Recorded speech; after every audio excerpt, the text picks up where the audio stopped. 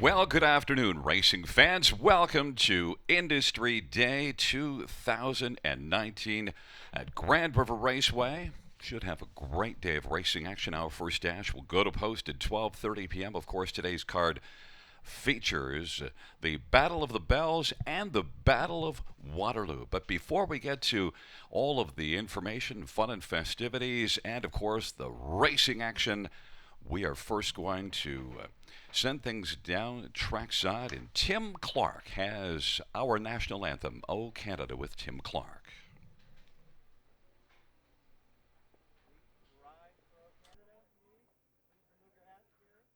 We ask you to please rise for our singing of "O Canada."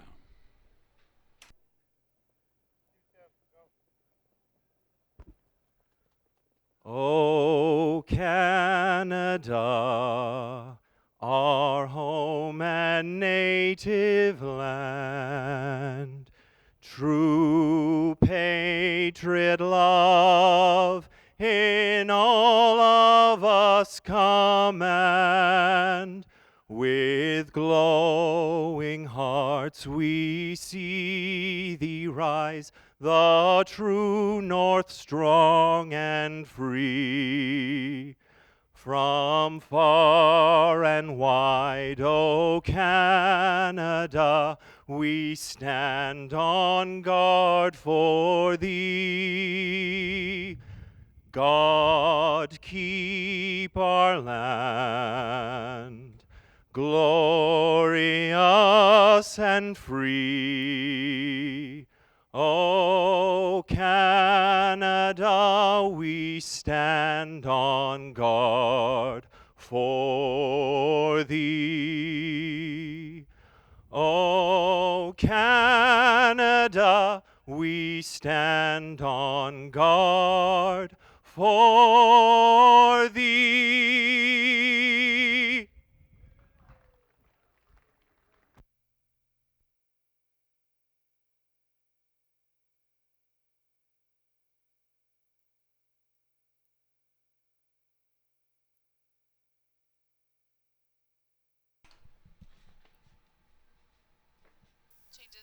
Fans, it is 26 minutes to post time. Let's get a look at the changes on this afternoon's card of racing. And note in race number 1, number 8, Arcane Sealster has an equipment change, a bridle change. Blinkers to blind bridle, blinkers to blind.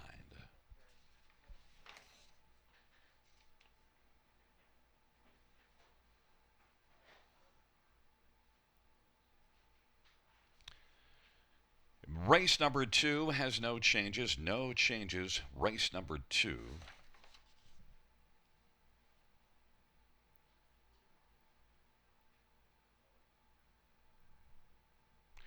In race number 3, scratch 1, Buckeyes Rock, and 3, Warwee Toronto. Race 3, scratch 1, Buckeyes Rock, and 3, Warwee Toronto.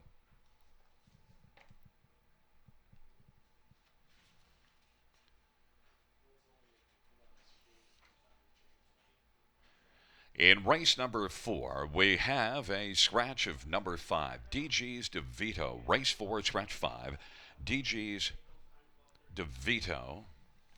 And note that number 7, Aged Cheddar Hanover, the driver to be announced. That's race 4, 7, Aged Cheddar Hanover, the driver to be announced.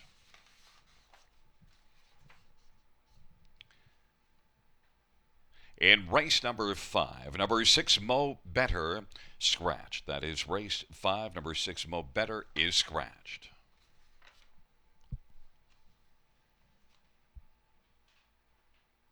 Races 6 through 9, no changes. No changes, races 6 through 9.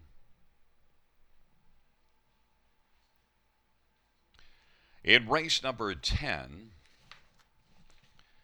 note that number 7, Better Be a Secret, the driver to be announced. That is race 10, number 7, Better Be a Secret, driver to be announced. And in race number 11, scratched is number 3, Denali Sealster. Race 11, scratch 3, Denali Sealster, Number 10, Colima, will move in and score post position 3. That is race 11. The 3 is out, the 10 draws in.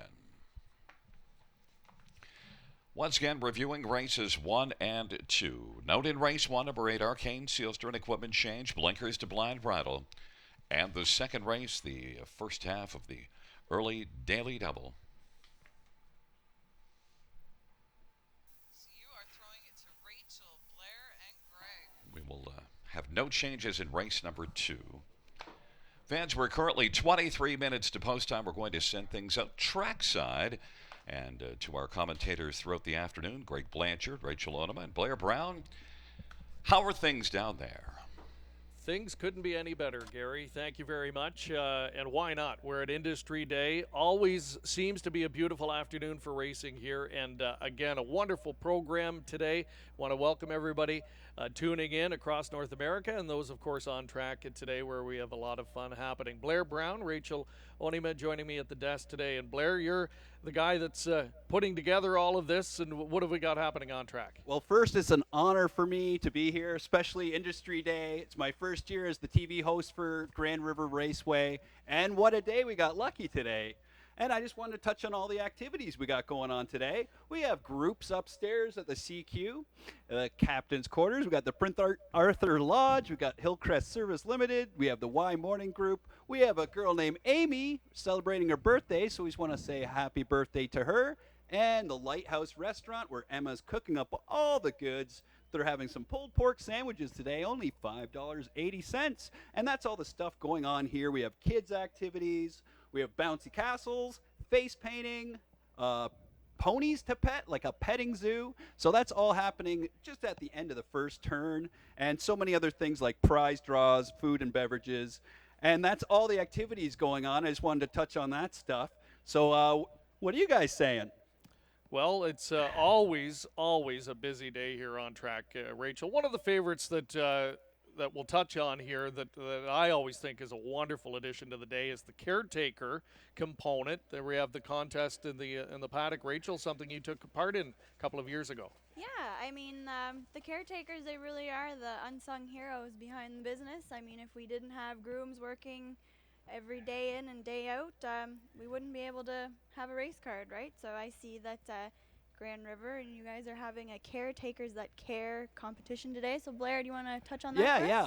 Our friends at HPI, they're giving away $1,500. So 15 lucky caretakers are going to get a $100 HPI betting voucher, and also we're giving prizes away all day to everybody here. We have ballots in your program. Not only are we giving away $250 in a betting voucher, we have a $2,000 beauty package. We're talking top line beauty products, the good stuff, the really good stuff. And then we're also got some other ballots. Our proprietors here, the Grand River Agricultural Society, of course, they want to give away $100 every race day. So after race 7, we'll be drawing those. So please check out your programs, fill those out.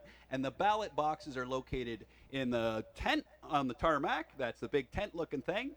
And also in the captain's quarters. So please fill out those ballots. We want to give you guys some prizes and some money, and we want you to have a good time. So don't forget, we got kids stuff, we have draws, and even if you win the $250 voucher, your name's going to go back in, and you might even win the $2,000 beauty package. So good luck if there's the luckiest person in the world today, might win both our draws.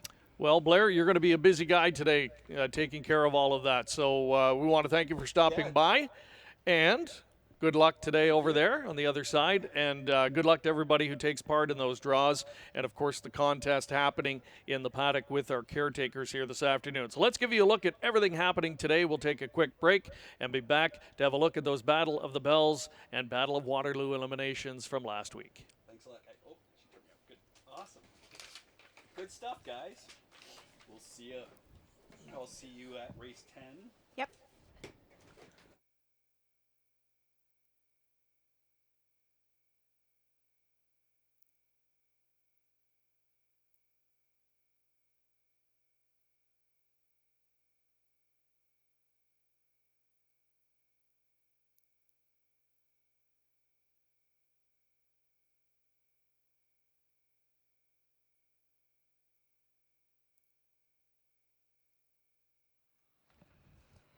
they starting with bells? Or? So there again, a look at everything happening here this afternoon on track. That's always the case, and that's why Industry Day is such a fun-filled afternoon and one of the most unique and interesting events that we host every year in the province of Ontario. So we welcome you back to our studio location in the infield. Greg Blanchard and Rachel now set to look at our two main events this afternoon, Battle of the Bells and the Battle of Waterloo, of course, the main event in races 10 and 11 on the card. Let's go back to the elims from a week ago for those who didn't get to see them, want to refresh your memory. And the Battle of the Bells in particular started off with a bang, Rachel, as we look at the fastest of the elimination winners.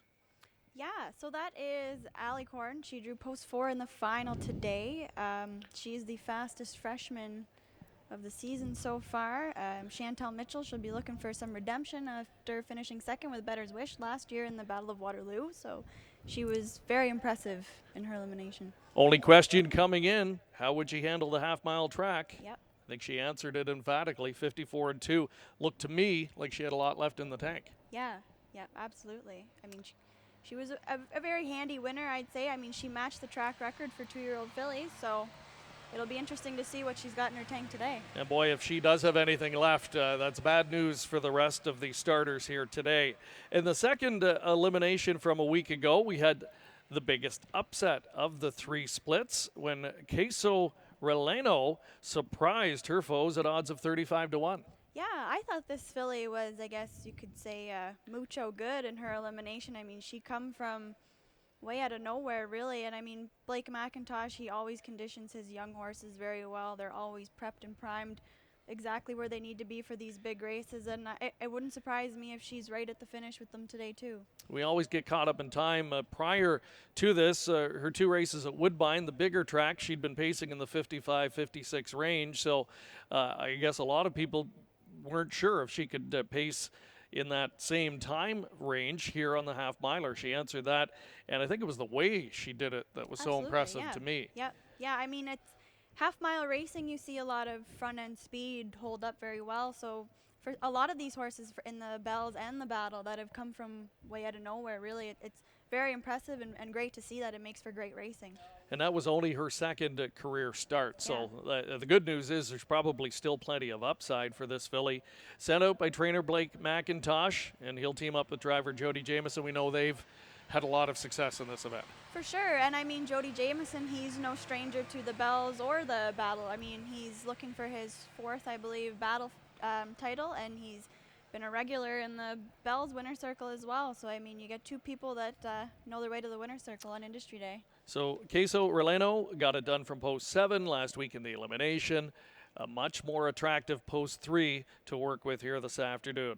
And the final elimination from a week ago, this one went in off a pocket trip to the heavy favorite, her name Karma Sealster. So, a perfect trip, and she knew exactly what to do with it. Yeah, I mean, this horse comes from a wicked good family. I mean, she's from the family of Kokanee Sealster, Kendall Sealster, and Kylie Sealster. So, I mean, she comes to it honestly. She has the pedigree to be a good horse, and I thought she raced great. And, I mean, you got to give props to Amanda Fine and Highland Salsa, too. She put forth a really gritty effort as well. And this one set out by the father-son team of trainer Greg and driver Doug McNair. A lethal combination on Industry Day. The good news is she won her elim. The bad news, Rachel, the post draw wasn't kind to her. Yeah, the 8-hole is a dreaded spot here, but I mean, I've always said a good horse will overcome a bad post, so it'll be a really interesting race. I mean, the 2 Temagami Sealster, she raced very well in her elimination as well. So there's a lot of really nice fillies in here. The 9 All Day Sunshine, she's been racing great as well. I mean, she's paced miles in 53 already, but with the 9-hole, it'll be interesting to see how she gets away. Okay, so Allie Corn looks like the headliner there. She's 2 for 4 coming in, including that record effort last week in the eliminations. Post 4 for her in the final. 157,500 on the line in this year's Battle of the Bells. One race later, it's the main event this afternoon. 239,000 on the line in this year's Battle of Waterloo. One of the marquee events for Ontario sired 2-year-olds here in Ontario. Some early news of the scratch in there. Number 3, Denali Sealster. Colima for Team McNair will draw in and start from post 3. So let's take a look back at the elims from a week ago. And in the first split, was a pretty good effort, I thought, on this day. Would Beach Blanket Book was able to grind out a hard-fought victory, and you were impressed by him. Yeah, I mean, he's my pick for the battle. Blake McIntosh was here a couple years ago with another Son of Sports writer with Sports Column. And, I mean, James McDonald, he's familiar with these tracks, so is Blake, and I think he was very impressive. I mean, Denali Sealster, he's obviously out for today, but he got a little rough, and I think Beach Blanket Book handled that very well. I mean, the time not overly flashy by today's standards, 56-4, but, you know, the Colt just did what he had to do, and I think he can certainly lower that speed, and he'll probably need to today. And just seems to be one of those that finishes up his miles the right way, and he certainly did last week. Yeah, I mean, watching the replay, he just has such a gamey look to him, just gritty, dig, and I think that'll be very crucial in this race, as I think there's going to be a lot of front-end action. I concur. Certainly a factor in here.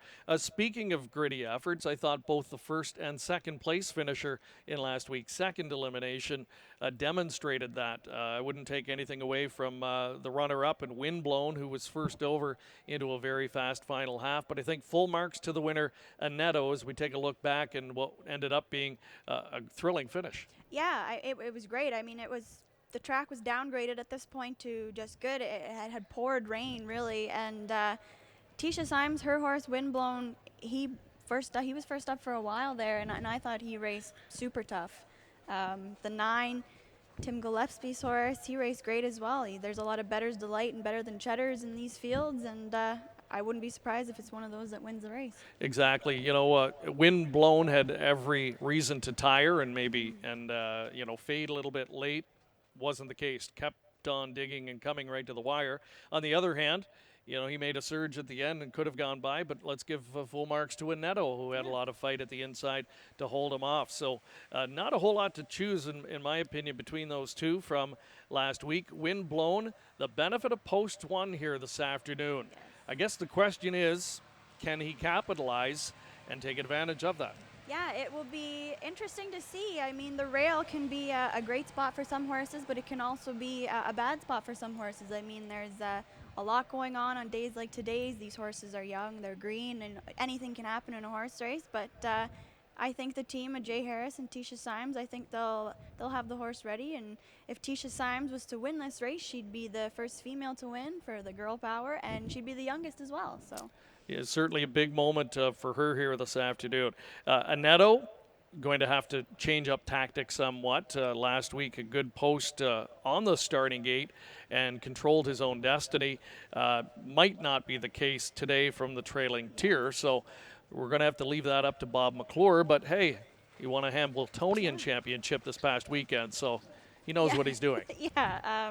Another one that to touch on, the 7, Better Be Swift, he raced very well in his elimination as well. I know he has the 7 hole, which is a factor when it comes to half-mile racing, but Scott McEnany, he's been here before. Sylvain Filion, there's not too many guys hotter than him right now, so I mean, that could be a lethal combination as well. So. And one more I'm going to throw into the equation. I was impressed with the third-place finish last week from Better Buckle Up.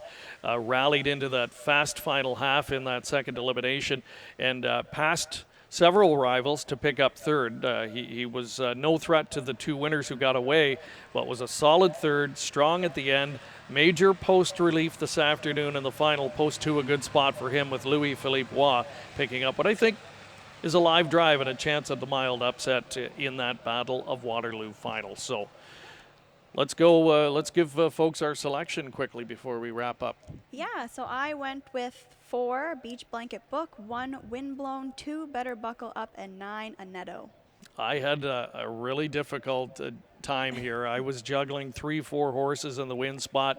Decided to go for a horse I think will offer a price. I said, you know what, if I'm a little bit undecided, let's try for the price. So Better Buckle Up, the one I just touched on, is the one that I'm going to call. But really a good competitive field this year, and I wouldn't be shocked to see any one of 4 or 5 find the winner's circle. So that is an overview of the Battle of the Bells and Battle of Waterloo, our 2 main events today as part of Industry Day. Great looking 11 race program. We're just about 10 minutes away now from kicking things off.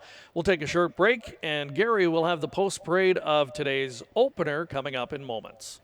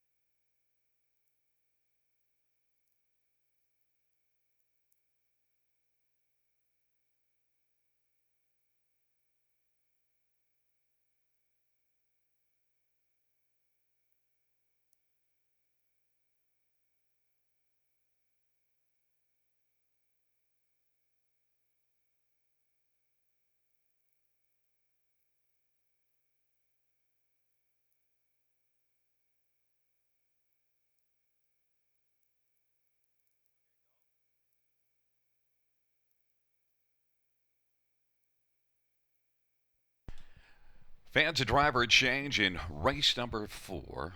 Number 7, aged Cheddar Hanover. Sylvain Filion will drive. That is race number 4. Number 7, aged Cheddar Hanover. Sylvain Filion will drive.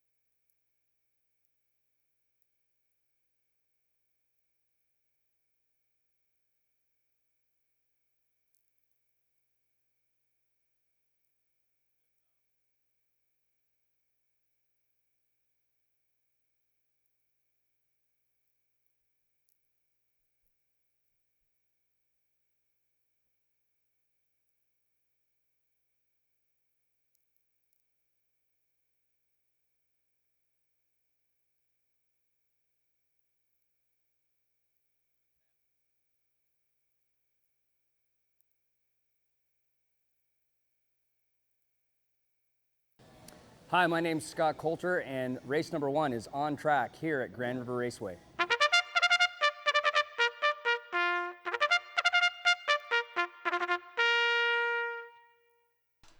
Field for race number 1 is on track for the post parade. 1, Dreamfair Moxie, Travis Cullen for Jody Cullen and John Lamers. Number 2, Carson's Shadow, Jody Jameson for Vicky Gregg and David Carson. Number 3, Life is Better, Scott Quilliver, Jack Berkeley Jr. and Ken Matheson and Henry Bankowitz. Number 4, Better Than Cash, Sylvain Filion for Jacques Dupont. Number 5 is Quick Star Blue Chip, Bob Clure for Luke Bland, Determination.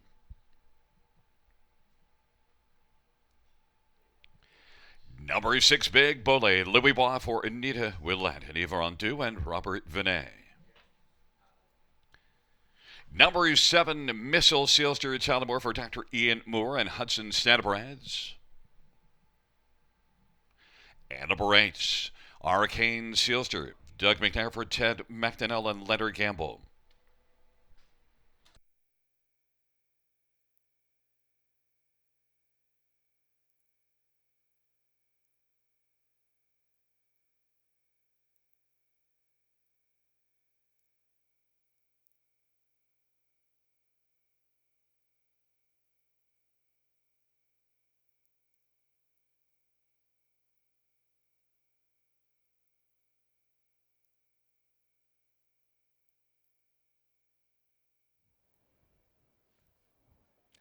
Welcome back. We are just moments away from kicking off Industry Day 2019, welcoming you to Grand River Raceway.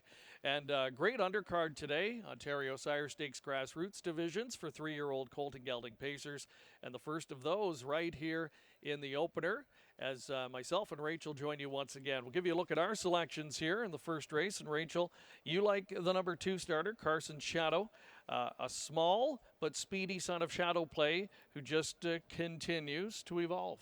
Yeah, I mean, once again, I got to root for the girl power of Vicky Gregg, and I really think this is a really nice horse. I mean, the last time he raced on a half mile was back in April, and he actually won that day by 12 lengths at Flamborough.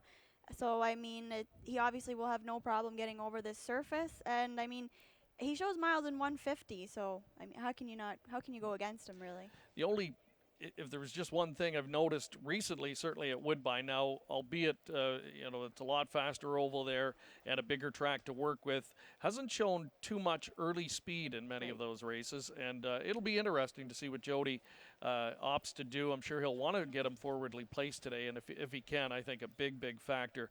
Just to his inside, Dreamfair Moxie. Another well-bred son of Better's Delight, who not that long ago moved into the Jody Cullen barn and has progressed very nicely. And another one that's putting up some flashy times recently at Woodbine, and already 23 starts under his belt. So he's been workmanlike this year, and I think he can capitalize on post one. You gave him top 3 consideration as well. Yeah, another one that I also took a couple notes on was the number 5. He's currently 5-1. Quick Star Blue Chip. This one is being sent out by the Dynamite tandem of Bob McClure and Luke Blay. I mean, we just saw them win the Hambletonian. This horse was actually a $130,000 yearling price. He goes back to the line of Cabrini Hanover, who goes back to Castidra. He was very lightly raced as a 2-year-old. He only had a couple starts, and he's been lightly raced as well this year so far. But it looks like, I mean, he's been pacing miles in 52, 53 every week, and I think he'll just keep getting better. I agree. The type you keep waiting for that pedigree potential to emerge, and he's slowly but surely getting a little bit better and learning his speed as he goes along. So, yeah, I would agree. I think at 5-1, there's some mild upset potential there as well. Another consideration for me as we touch on one more. Number 4, Better Than Cash. Woodbine shipper, who last time got roughed up in the middle half of the race, but I think a shot. And the Better Than Cheddars have been certainly making noise this year. Yeah, for sure. And going along those lines, with like number 7, Missile Sealster, he's 30-1 right now. I mean, I know he has a 7-hole, but like I said earlier, anything can happen in a horse race. And this track, I find the outside positions, if you have one that can leave, you can usually bounce out of there pretty good if you have the gate speed for it. I mean, Ian Moore, Tyler Moore, this horse has been pacing miles in 51. You know, he never raced as a 2-year-old, but he's shown that he was worth the wait with the miles that he's gone this year. So absolutely. If you were to take just simply take the post position out of the equation, I think he'd be lower certainly than 30-1 as we get a look at him on screen. So the countdown clock has been activated. We are just moments away from kicking off this year's Industry Day program. A beautiful afternoon here in Grand River, as we mentioned, sunny, but not quite as hot and humid as other years, and the wind not much of a factor at this point in time. So at this point, we'll bring in our track announcer once again this afternoon to call the action, and perhaps with a final thought here on race 1, let's go up to Gary Guy. Well, as we're getting close to race number 1, it's certainly on the tote board. Looks like it might be a 2-horse race. Anyone can win, but the 2 on the inside are heavily backed at 6-5 each, so we'll see how it plays out as the field is moving in behind the starting gate. Taking up their positions, Dreamfair Moxie on the inside with Carson's Shadow, Life is Better. In the center, Better Than Cash and Quick Star Blue Chip. And to the outside, Big Bully, Missile Sealster, and Arcane Sealster.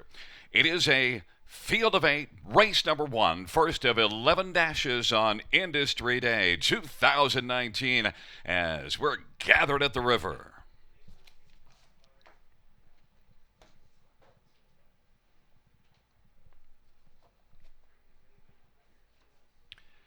The field for the first race turns into the stretch drive and is gathering speed approaching the start.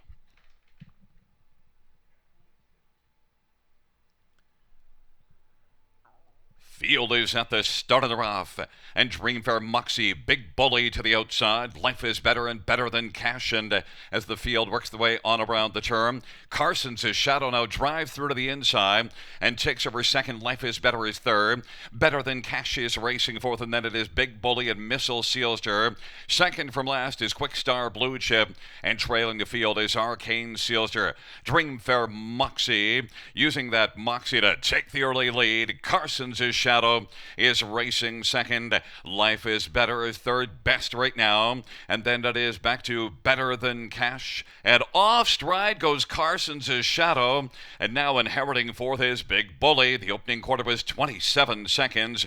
Missile Sealster is racing fifth. Quick Star Blue Chip is sixth now. Arcane Sealster seventh. And eighth is Carson's Shadow. Dreamfair Moxie leads as they race up to the half. Off that 27-second opening quarter, they race their way on past the half, 56-1. Dreamfair Moxie racing position second as they work into the backstretch. Life is Better in the pocket.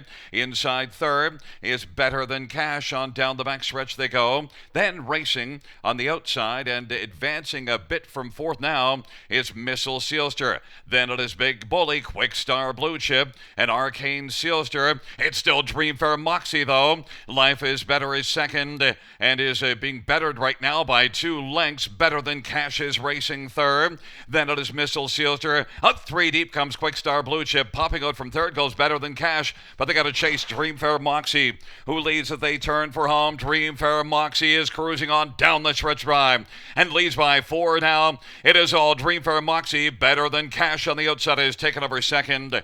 And finishing third is going to be Life is Better, and Quick Star Blue Chip was fourth. 153-1. Dreamfair Moxie.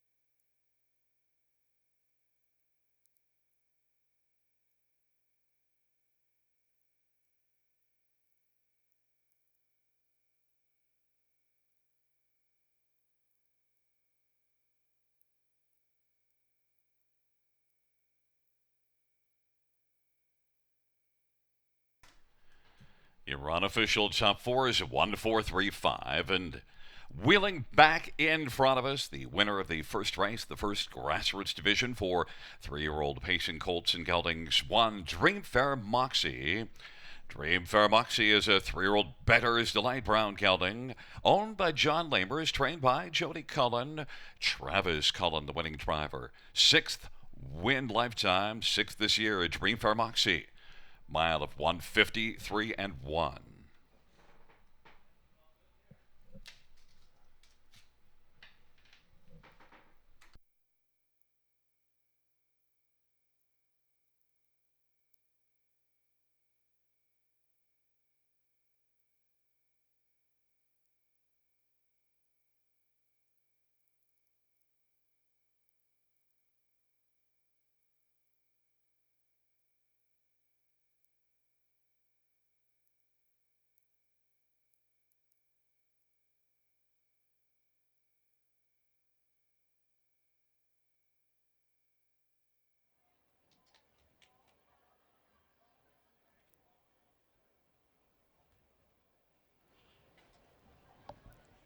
Travis Cullen, Jody doing the training on this guy.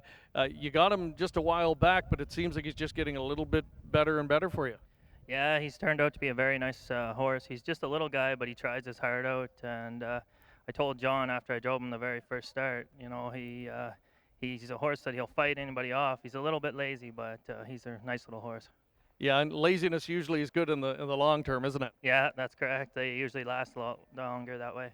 You've been racing him primarily at Woodbine, and you're really holding his own there, and seems to be improving his time a little bit as well as the summer goes on. Because of his slick gait, did you feel that much more confident today on the half miler? Yeah, he likes to leave out of there pretty good, and we had the rail, so, you know, a half-mile race, and I thought we'd take advantage of that, and he proved that he likes the front. 53-1, and a little bit of wind kicking up here now, so obviously the track in great shape. Yeah, the track's very nice. Dreamfair Charo, another one from the John Lamers barn we're going to see next. A little bit more difficult post position. Just a quick thought on that colt. He raced really well there 2 Sundays ago, but we had a little traffic trouble around the last turn, so he got placed first. But the first start, he just raced okay, but then he raced a lot better there last week. So. And JIM, another one that's been good for you, but a difficult post today as well. What should we expect? He's very fast, but he kind of struggles a little bit in the turn, but he's a nice little horse. All right, best of luck the rest of the way. Congratulations. Yeah, thank you. Kicking things off today, Dream Fair Moxie for Travis Cullen in a sparkling 153-1.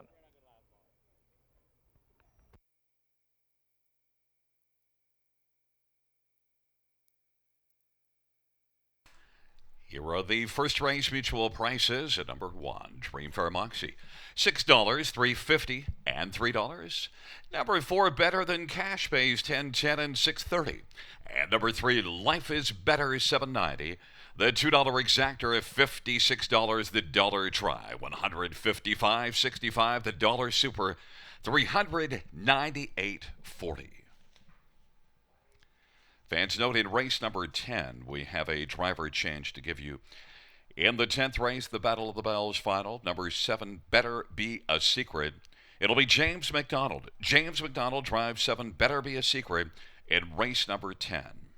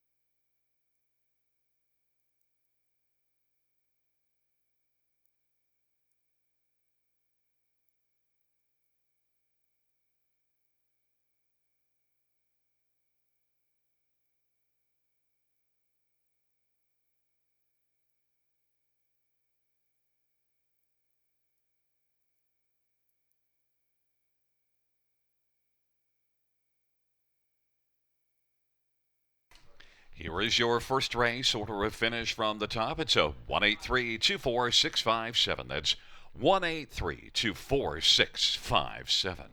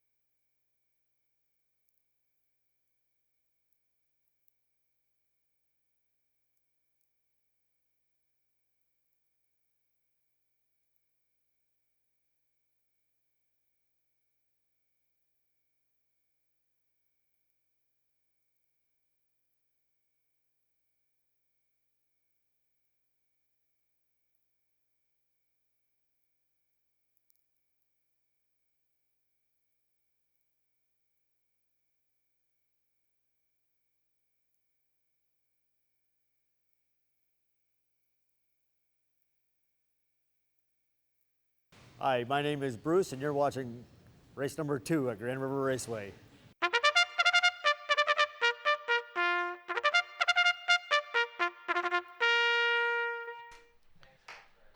Field for race number 2 on parade. 1 is Nagel Louis Waugh for Keith Jones and Jody Simmons. Number 2 is Priceless Beach, Sylvan Fillion for Dr. Ian Moore and Sweetgrass Equestrian Incorporated. Number 3 is Silver Beast, Jonathan Drury for Corey Giles and Brad Gray. Number 4, Prestige Sealster, Chris Christoforou for Marcel Barrio and Gestia Mestel Incorporated, Conrad Lieber and Hudson Stanabrads. Number 5 is Carlissimo, Doug McNair for James Dean and Reg McPherson. And number 6, The Regulator, Jody Jameson for Vic Putty and Dale Towell and Mike Horwood. Number 7, Moonshine Kisses, James McDonough for Sean Stacy and Catherine Stacy and Diane Bertrand and Roger Gillespie. And number 8 is Dreamfair Chero, Travis Cullen for Jody Cullen and John Lamers.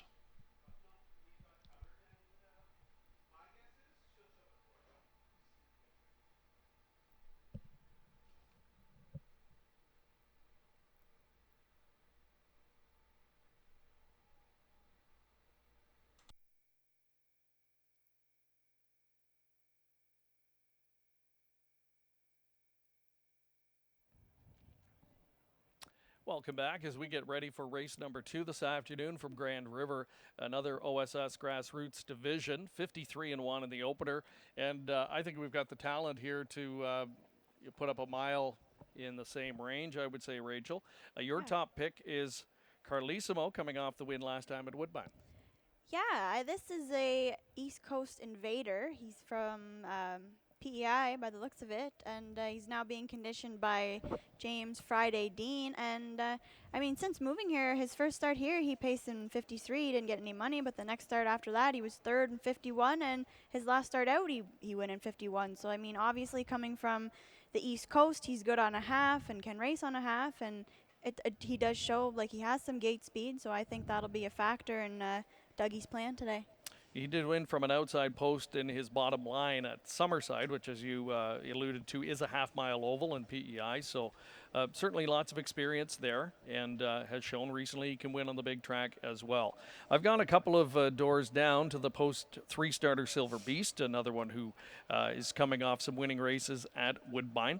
And we've talked about that before coming on. You know, a lot of these horses, most of their recent starts have come on the bigger track. And it really is hard to gauge how they're going to perform. So it's important, if you can, to watch them warm up or at least watch them scoring out prior to the race. Absolutely. I mean, it's some horses that can leave fast at Woodbine, they come here, they can't leave as fast. Some horses that can leave fast here, they go to Woodbine and they can't leave as fast there, right? And I mean, as we've seen in the first race, I think gate speed is going to be a very good quality to have here. But like I said earlier, these are all really nice colts and geldings, and none of them look out of place. And many times on Industry Day, we see graduates of the Battle of Waterloo or the Battle of the Bells competing on the undercard. And that's going to be the case again today, and one of those right here in race 2. Yeah, that's number 4, Prestige Sealster. He raced in the Battle of Waterloo last year for the same connections. He wasn't very successful, but I mean, he was in the final, and that says something, right? He's from a good family. His brother, Phantom Sealster, is a Woodbine horse right now. He's free-legged. He's a nice horse, so you never know. Maybe some of that pedigree will pass down to him. A very nice colt, and this year just seems like a hard luck type. Hasn't been able to find the winner's circle in 10, but 6 on the board finishes. You know, seems to give you the same race week in, week out, and who knows? I mean, one of these days he's going to break through. And today at 8-1, it's certainly an attractive price on that guy. What about number 6, the Regulator? I mean, if you were to go back 4 or 5 starts ago, I think you would say he'd come in here as a heavy favorite even with post 6, but maybe not quite as sharp in the last couple. Yeah, I mean, like, that was a first-up effort in 49. Like, that was a gritty mile. He's well-bred horse. It just seems like the last couple weeks he hasn't been himself, but maybe with a change of scenery, maybe we'll see something different from him. So. And what a difference 2 or 3 weeks can make. 30-1 on the board currently, but a gentleman that's able to get long shots home with frequency is Jody Jamieson. So we'll see if he can get it done here. For his thoughts on race 2, let's send it back upstairs again to track announcer Gary Guy. Well, we're getting pretty close to post time, and we right now have number 2, Priceless Beach, as the even money favorite. With 4 wins and 6 starts this year, it's going to take some serious beating. But note that Priceless Beach made a break leaving last race. That is the key. And certainly he's got that speed. He shows that 50 mile. A win 3 races ago. Needs to stay flat at the start. Priceless Beach and others moving in the second grassroots division. It is the second race of 11 on Industry Day 2019. Taking up positions on the inside, it'll be Nagel and Priceless Beach and Silver Beast in the center. Prestige Sealster and Carlissimo to the outside. The Regulator, Moonshine Kisses, and Dreamfair Chero. Field of 8. Second dash. They've reached the top of the stretch. Here they come. It is post time.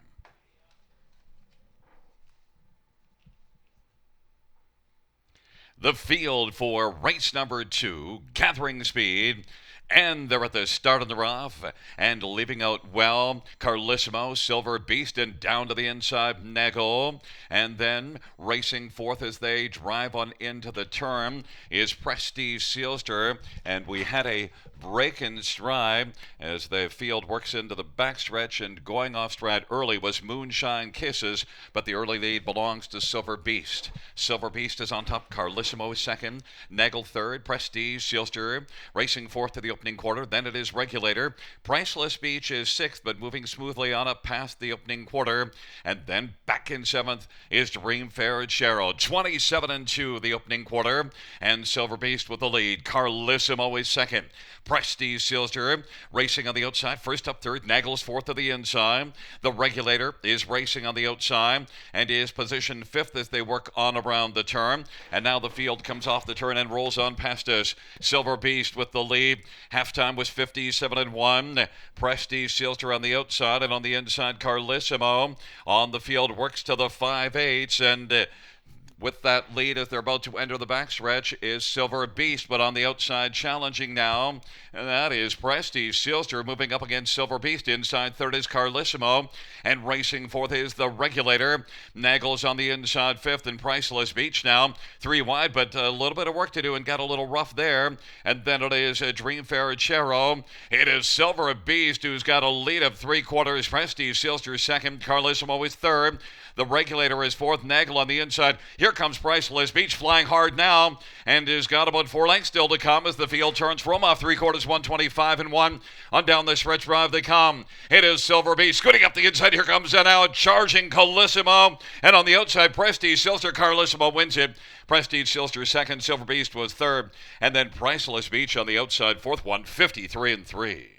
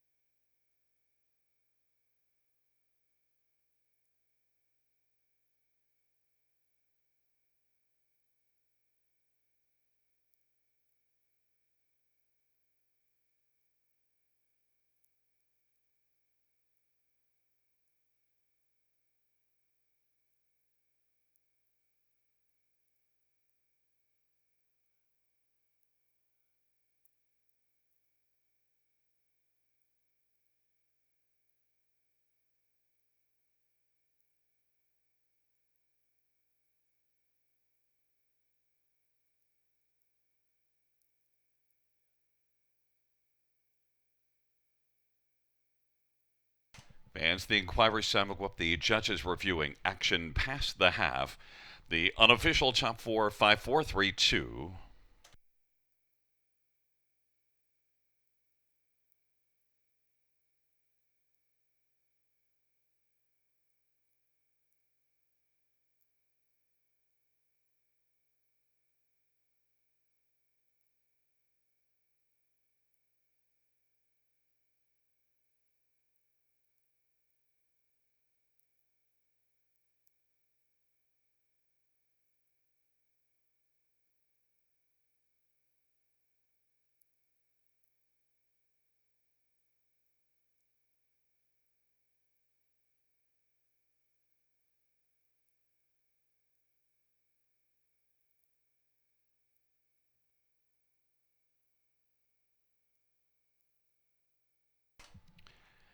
Wheeling back in front of us, the unofficial winner of race number 2.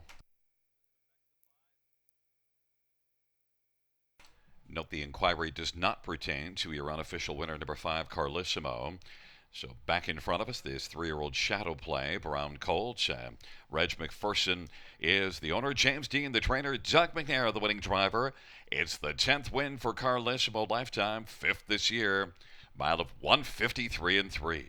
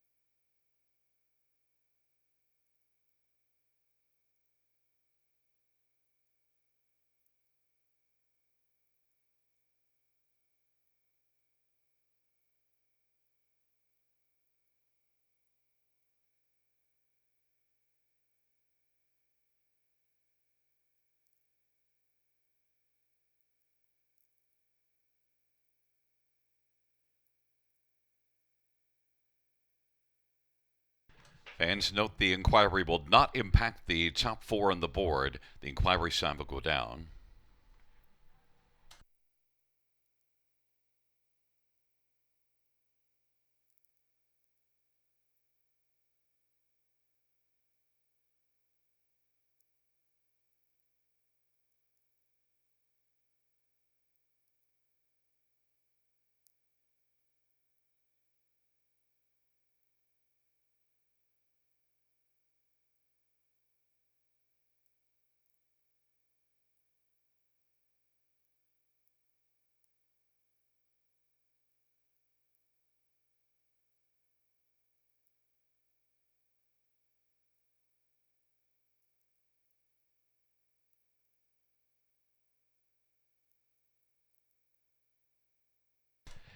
Here are the second race payouts. Number 5, Carlissimo. $965 and $280 for Prestige Sealster. $870 and $410. And number 3, Silver Beast pays $280 to show. The $2 exactor, $60.80. The dollar try, $68.10. The dollar super, $159.95.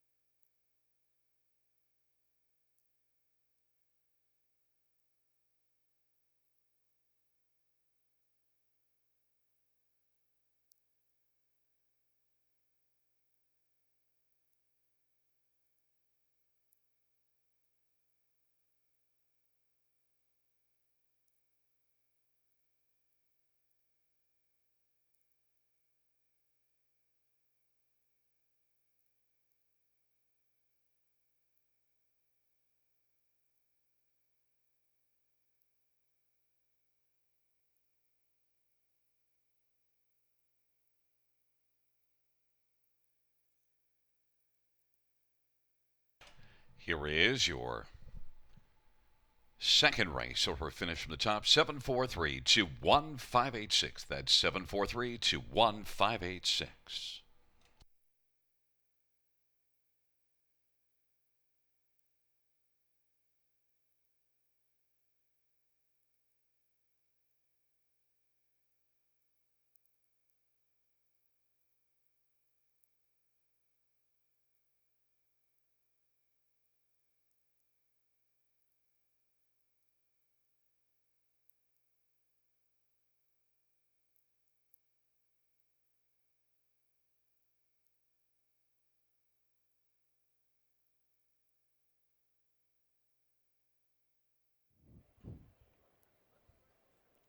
And welcome back to Industry Day 2019 at Grand River, getting set for the third race this afternoon. We welcome in a special guest, a gentleman who we had to pluck off of Cloud 9 to get him in here to the seat today, and you can hear the crowd wishing him well in the background and congratulating him. Bob McClure this past weekend teaming up with Luc Blais and Serge Godin of the Determination stable to win the Hambletonian with Forbidden Trade. Bob, what have the last couple of days been like since then? Dream come true, really. Can't put it into words.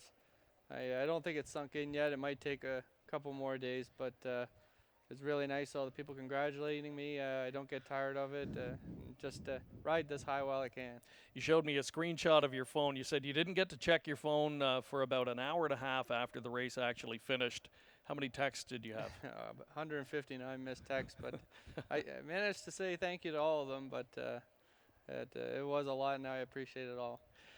Take us through the day. So going into the day, you're facing Green Chew and the major 3-horse entry from Marcus Melander, who looked, well, next to unbeatable on paper anyway. What realistically were you thinking that would be a good result for you in the colt? Well, I think we wanted to get into the final and then kind of go from there. Hope for a good draw. I don't know if everybody kind of thought Green Chew was invincible, and me included. So, and his other two, Chimpanzee and Green Manalishi, are good colts. But I mean, Pilot Discretion, I thought we knew we could go with him, and he looked like he was as good as any other than Green Chew. So we're confident if everything went really well, we could maybe get a top 3 on it. That would have been a really good day. Sure. Let's go back to the elimination. You get away second. You were in a good spot. Looked like you were going to try and quarter pole move. Maybe walk us through that portion of the race. Well, he was slowing the pace pretty good, so I thought maybe if he was looking to follow somebody, I could have got around him and waited for Green Chew and gotten on his back, but he wasn't looking to follow anybody, as it turns out. So my colt's handy enough. I just put him right back in the hole, and when he did get room, I never got a chance to ask him or do nothing. He finished up strong, just getting into gear at the wire, and I think that that situation ended up helping us a lot in the second heat. Absolutely. You got to save a little bit for that second heat. Then you see the post draw for the final. What are you thinking? Oh, I was very happy. 4, 5, or 6 was pretty well exactly what I wanted. I had Green Chew inside me, which I thought was perfect because, there was always going to be a spot there. I was really happy with post 6. And when you watched Green Chew in his elimination, so what were you thinking then, or what was your approach going into the final? Did you think in the back of your mind, hey, you know what, maybe? Well, I just wanted to get him forwardly spotted. I figured the way Akey's horse had left, he'd be leaving too.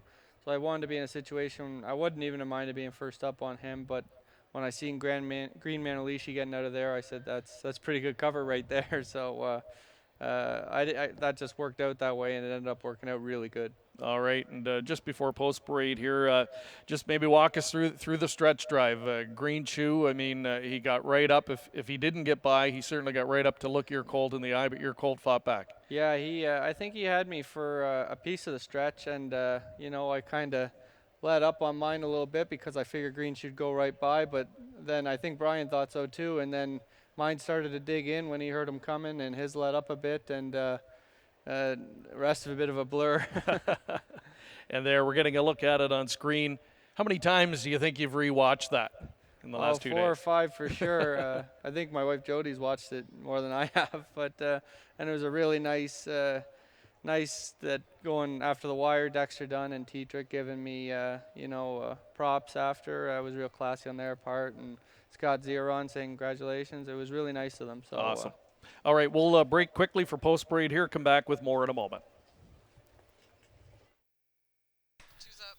Field on post parade for the third to Beach Baby B. Jonathan Drury for Craig Gilmore and ICL Racing of Pefferlaw. Number 4 is No Time at All. Jay Harris for Stéphane Larocque and Jean-Francois Gagne. And number 5, Inspector Murdoch, Jason Ride for Mark Whitticott and Let 'em Roll Stables.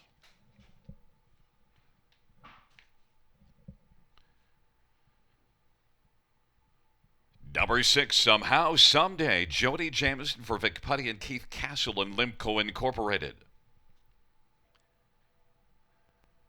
Number 7, I'm Too Bad to Be Cute, Sylvain Filion for Annemarie Covilla, Mark Lee. And Brave Butte Courage, Lauren House for Samuel Taylor. Field of 6, race 3, going to post shortly.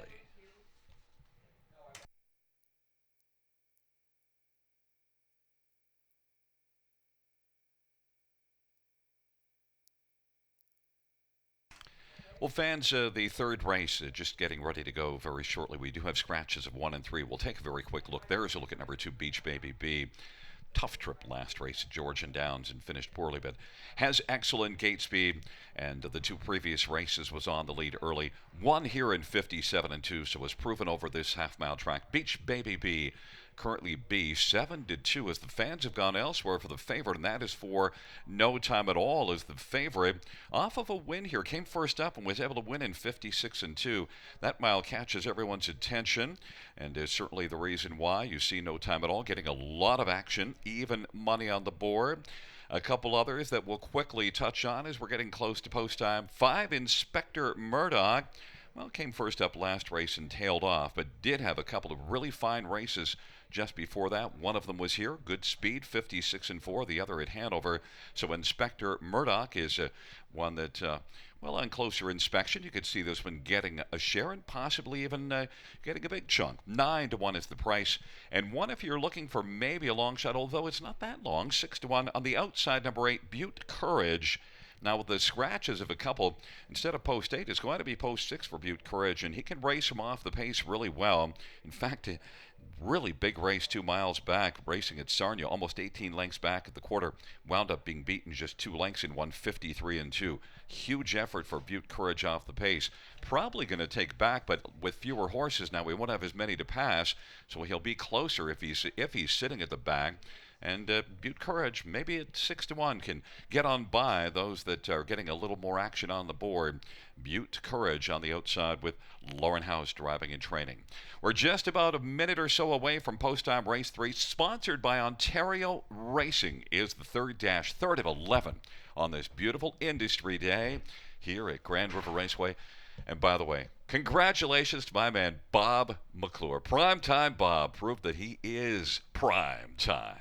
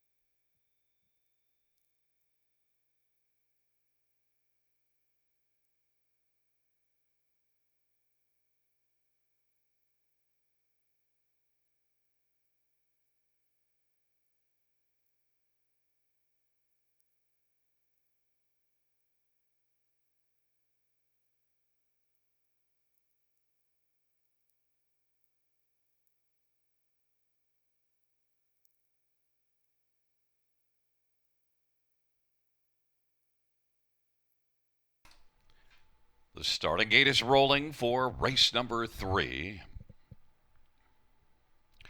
Beach Baby B. No time at all on the inside. In the center, Inspector Murdoch, and somehow, someday, to the outside. I'm Too Bad to Be Cute and Butte Courage.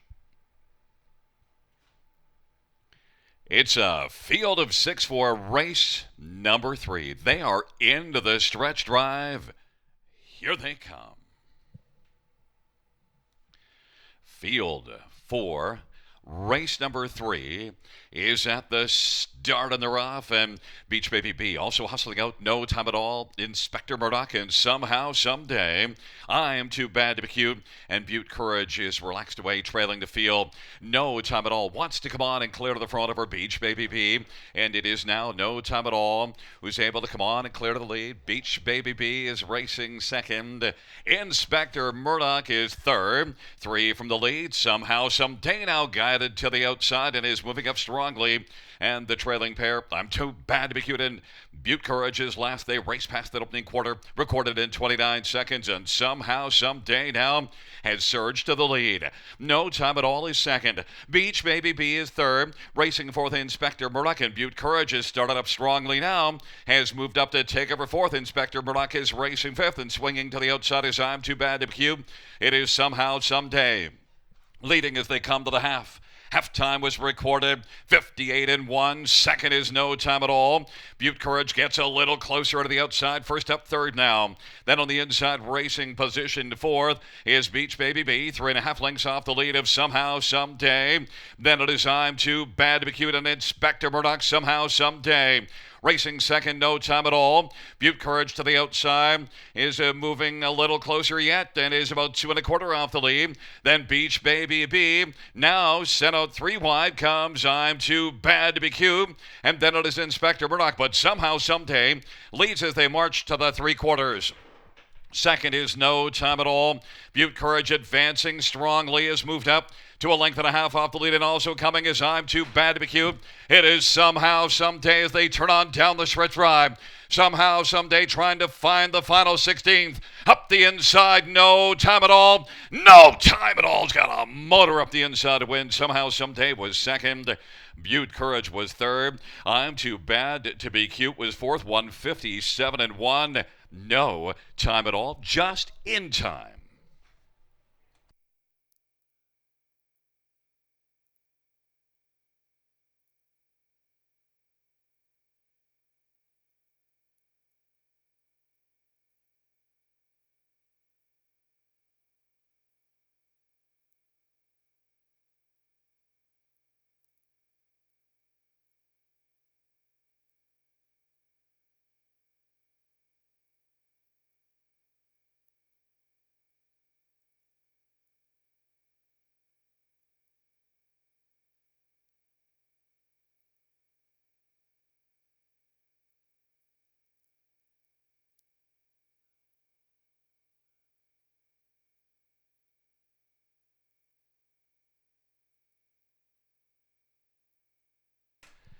You are on official top of 44687.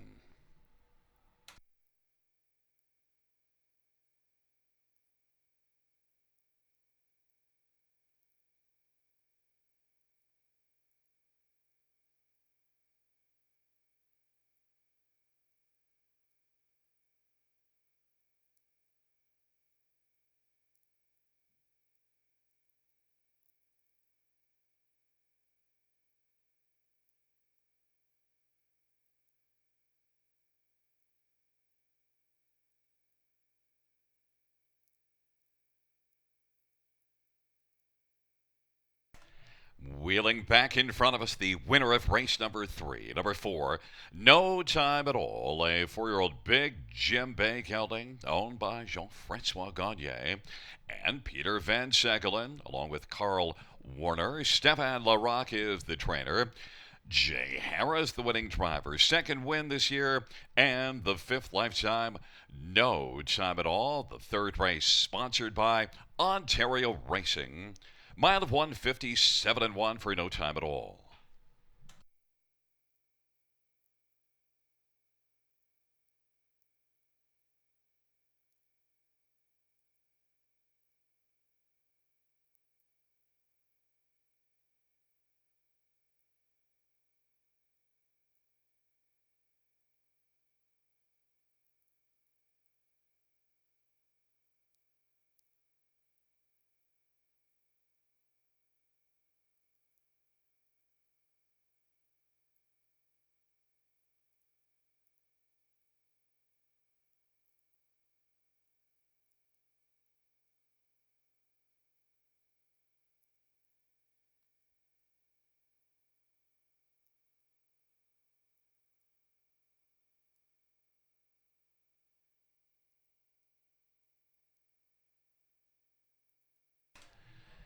Mutual prices for race number 3. Number 4, no time at all, 370, 270, and 270. Number 6, somehow, someday, $5, 340. Number 8, Butte Courage, 350. The $2 exactor, numbers 4 and 6, no time at all, and somehow, someday, pays $13.10. The dollar try, $37.20. Dollar super, $130.10. And the dollar pick 3, $30.50.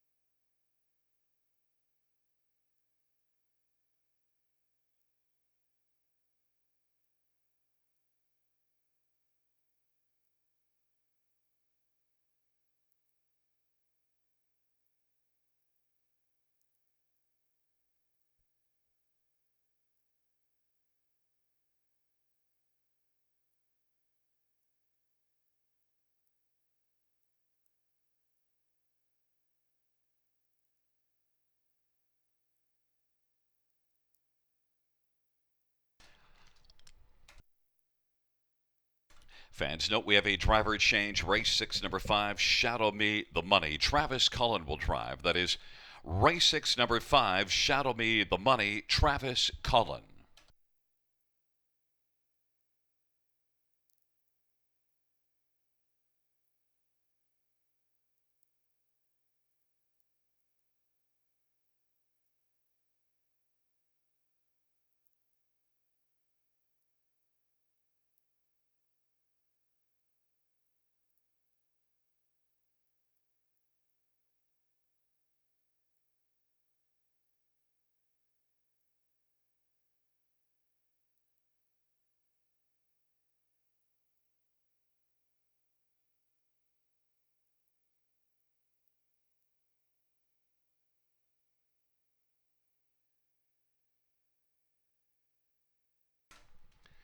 Third race or finish from the top. Scratch 5, scratch 16243. That's scratch 5, scratch 16243.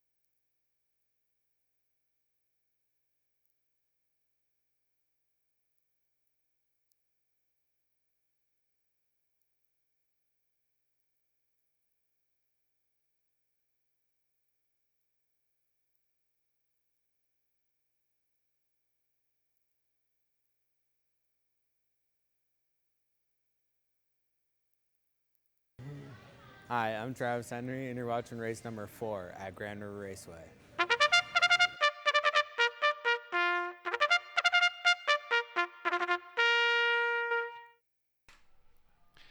Field 4, race number 4, the third Grassroots Division on parade. 1, St. Lad's Thriller, Jody Jamieson for Jeffrey Williamson and Rebecca Williamson. Number 2, Lucky Levi's, Trevor Henry for Bob McIntosh and Bill Bowden. Number 3 is Sugartown, Louis Bois for Richard Morrow and Bill Donovan. And 4 is Fast in First, James McDonough for Blake McIntosh and Ridgeway Racing and Steve Heimbecker. Number 6, It Ain't Easy Being Cheesy, Bob Clifford, Vicky Gregg and Celeste Hill. Number 7, Aged Cheddar Hanover, Sylvain Filion for Robert Fellows and M&S Racing. And number 8, Ray's Credit, Doug McNair for Chris Matthews and Jessica Breeze Karn and Glenn Lyons and Chuck Miller. Field of 7, race 4, the third Grassroots Division for 3-year-old Pacing Colts and Geldings. Post time coming up shortly.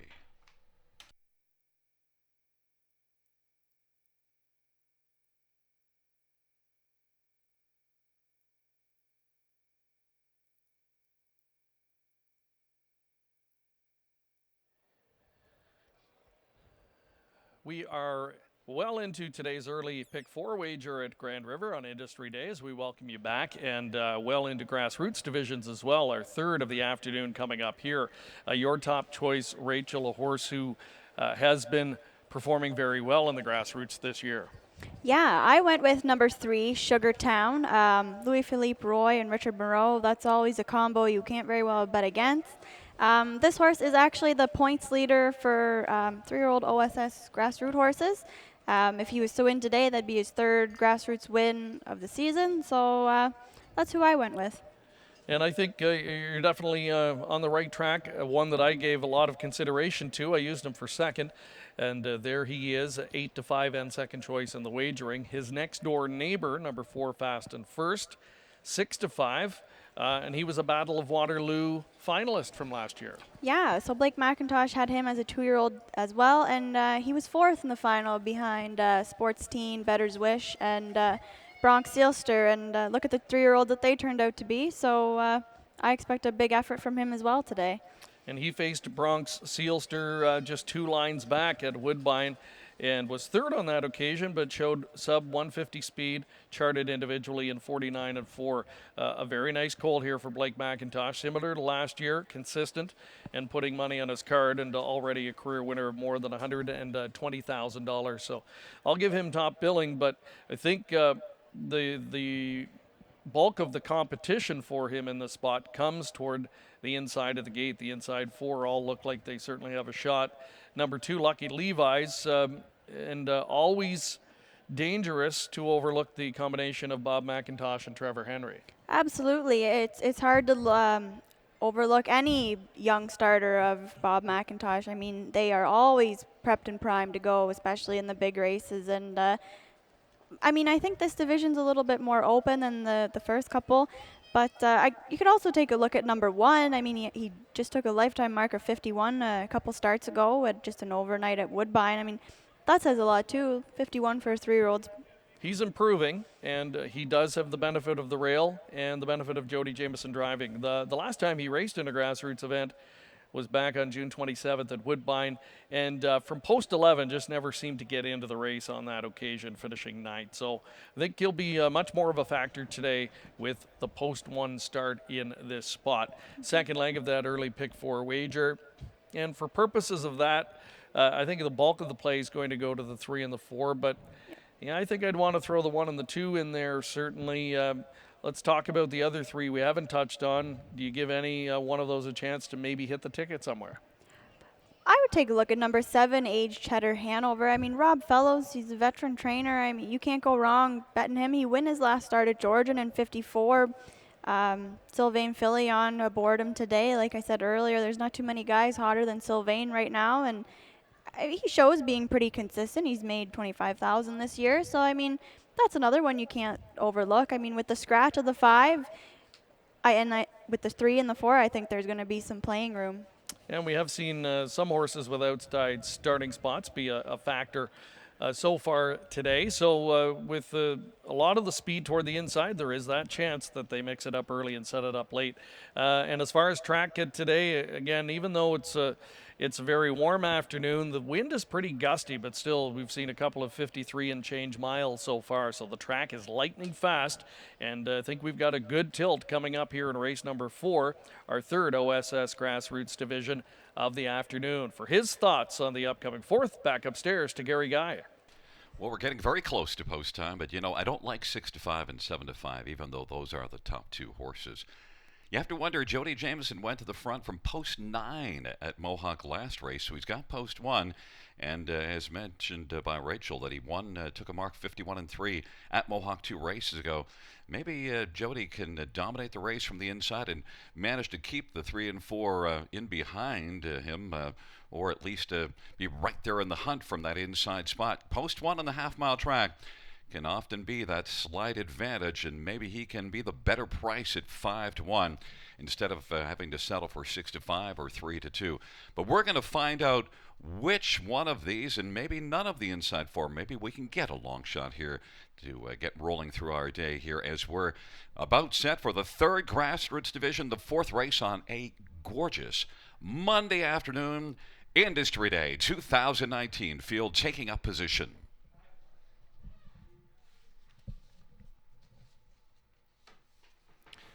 And with their spots on the gate on the inside, St. Lad's Thriller, Lucky Levi's on the inside. In the center, Sugartown, fast in first, and it ain't easy being cheesy. To the outside, Aged Cheddar Hanover and Ray's Credit. Field of 7, race number 4 on this Monday afternoon as we are gathered at the river. Here they come.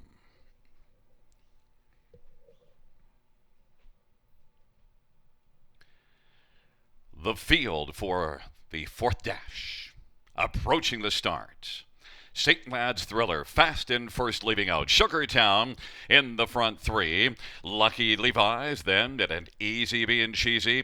Aged Cheddar Hanover and Ray's Credit. They work their way around that first turn, and on the outside, fast in first is wanting to be first. St. Lad's Thriller on the inside, and fast in first now is able to clear to the lead, and St. Lad's Thriller is right there riding the pocket. Then a gap of about 2.5. Sugartown is third. Then about 3 lengths, and Lucky Levi's racing for that ain't easy being cheesy. Then it is back further now. Second from last, Aged Cheddar Hanover and Ray's Credit trails the field. Fast in first has got the lead, and Sugartown is up and driving now and is going to force the issue. Sugartown on the outside, and Louis Wabb challenging fast in first, and James McDonald as they race off the turn. Now Sugartown on the outside leads it by a length and a half and is looking to clear before they get to the turn. Halftime was 55, and Sugartown is on top. Fast in first is second. Now challenging Lucky Levi's. Action in this dash as they go to the 5/8, and on the inside, St. Lad's Thriller is shuffled back to 4th now. It ain't easy being cheesy has come on to take over 4th as St. Lad's Thriller is on the inside racing 5th. And then it is Aged Cheddar Hanover and Ray's Credit. Sugartown has got the lead. Lucky Levi's and Trevor Henry trying to pounce on Sugartown. Fast in first rides the pocket. It ain't easy being cheesy. Is racing and taking a peek out 3 wide now and moving for prime time. Bob is out there within about 2 lengths of the lead. Then it is back to St. Lad's Thriller. Aged Cheddar Hanover the field turns for home. Sugartown as they come on down the stretch drive. On down the lane, Sugartown. It ain't easy being cheesy on the outside. Up the inside is fast in first. Sugartown and fast in first. Sugartown was able to hold on. Fast in first was second. It ain't easy being cheesy. And Lucky Levi's 153-1.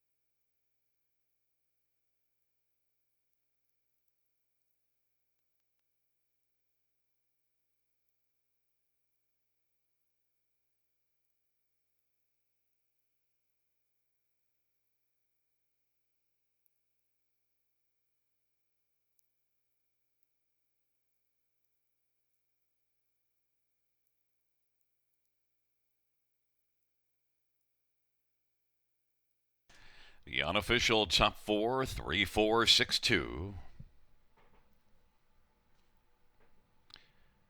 Back in front of us, the winner of the fourth race, the third grassroots division. It's number 3, Sugar Town, 3-year-old sports writer Bay Gelding, owned by W. Donovan of Delray Beach, Florida. Richard Morrow is the trainer. Louis Waugh, the winning driver, 6th win this year, 7th lifetime. Sugar Town, 153 and 1.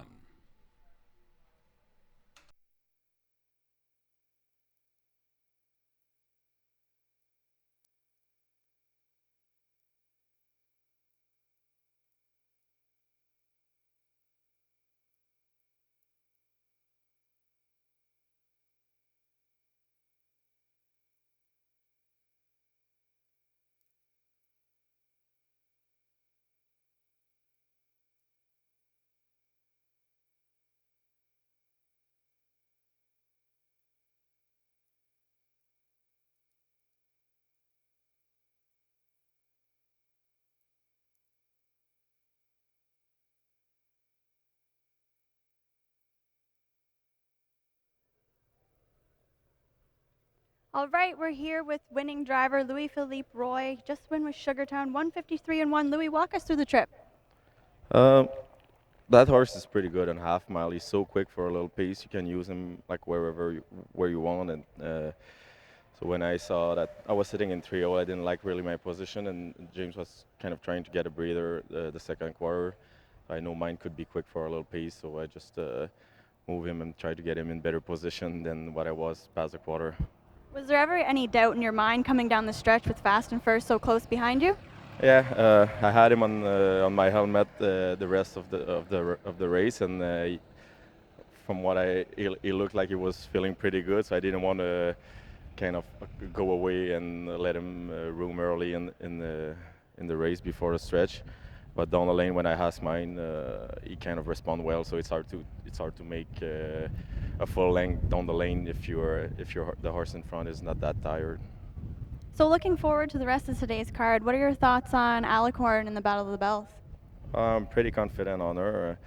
I mean, if she's the same as last week, she end up the plugs in still, and never really asked her other than to make the lead past the quarter. Then after she did it by herself, and I think that she had still a few seconds left under her belt. So if she's the same as she was last week, I'm really confident with her. Awesome. Well, best of luck, Louis, in the Battle of the Bells final and with the rest of your drives. This is Louis Philippe Roy, winner of the 3rd division of the OSS Grassroots for Boys with Sugartown. Thank you.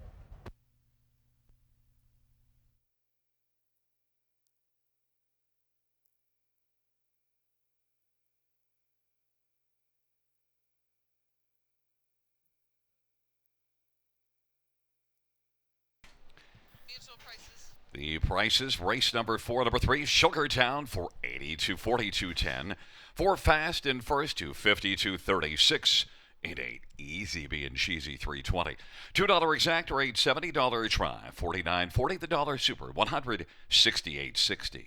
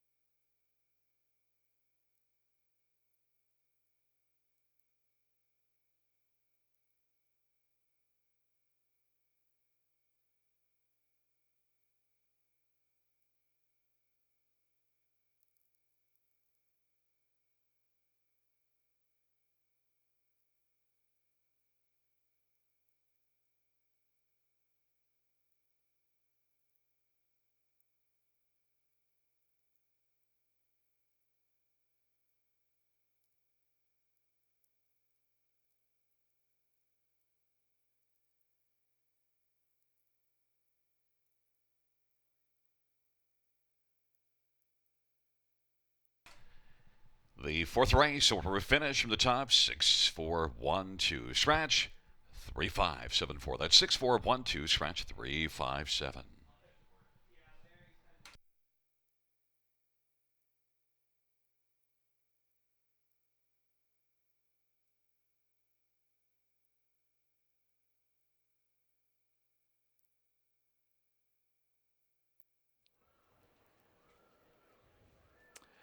We are just about at the midway point of this Industry Day program for 2019. Welcoming you back to Grand River Raceway. Another special guest joining me, Blake McIntosh. Good second place finisher in the grassroots division just completed. Blake will have a couple of starters, in fact, the Battle of Bells, and he'll be in the Battle of Waterloo final as well, and has had success in both events. Welcome to the show. Great to have you here, and maybe just a thought on your season overall. You've been one of the top Canadian trainers in recent years. Yeah, we're having a good year. We could have a little bit better if Courtly was up to par right now, but hopefully we'll get him straightened out and be back on track. So can you elaborate at all? Like what his We're not issues have been exactly too sure. He raced poorly on Hambo Day there, so we're going to ship him back to Canada Barn and try and figure out what's going on and then move forward. And, that tells you how good the horse is. I mean, he's showing 48 miles this year, and you're saying he's just not quite up to par. No, he's just not himself yet. He looked real good the first start, and we thought, he's going to have a huge year. And then we took him down to Commodore Barry, and he had a big race there, win that. And then it's just been fair from there. We haven't been as happy with him.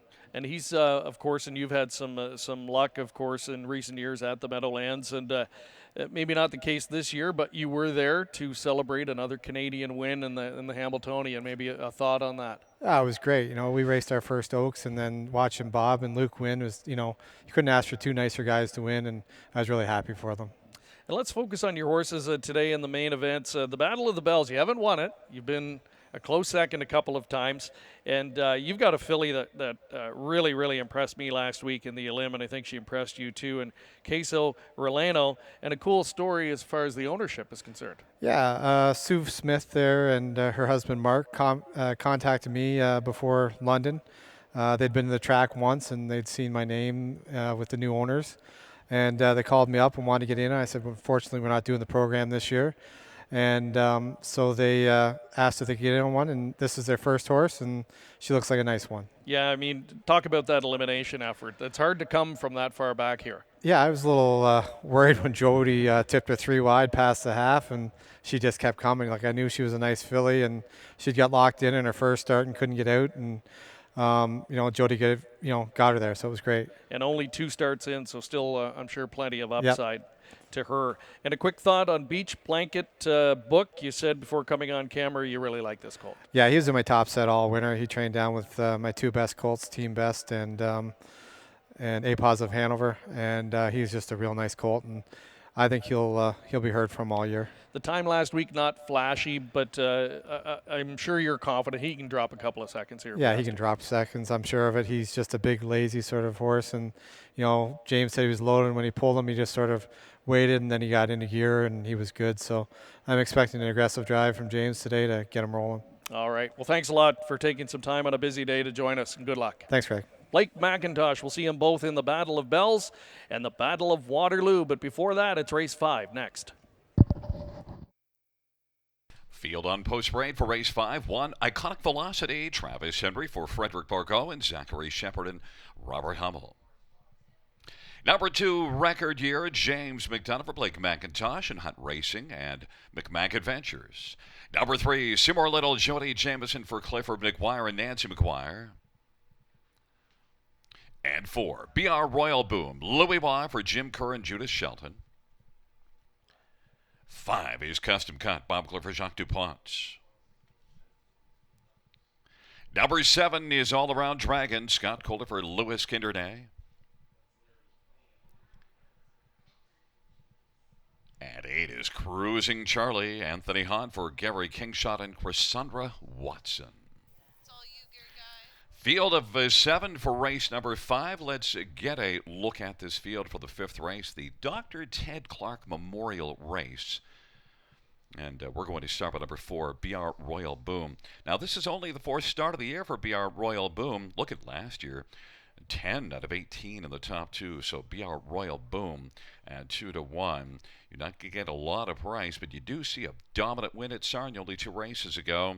And Jim Kerr, not a big barn, but he often puts up big numbers. And again this year, 351 training average. BR Royal Boom is one that drops back down, tried Tougher last race, and was very competitive against Tougher.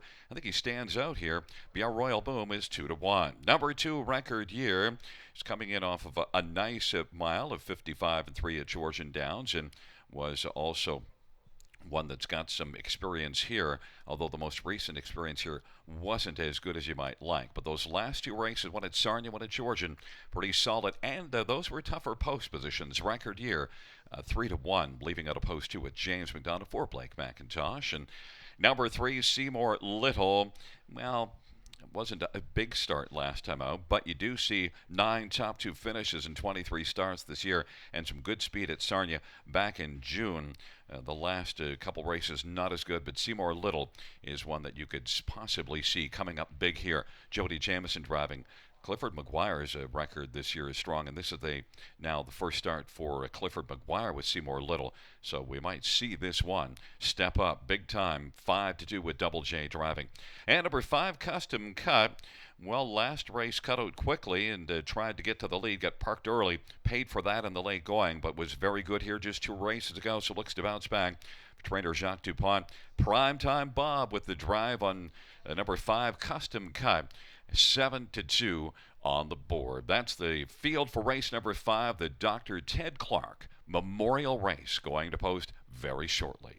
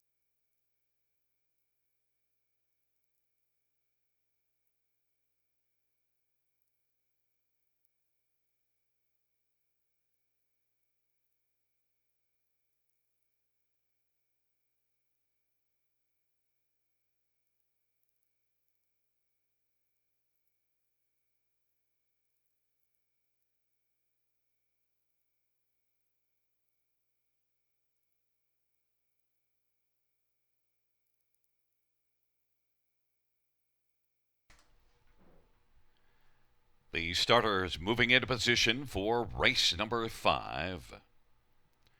Field of 7 for the 5th race, taking up position on the inside. Iconic Velocity with record year. In the center is Seymour Little, BR Royal Boom, and Custom Cuts. And to the outside, All Around Dragon and Cruising Charlie.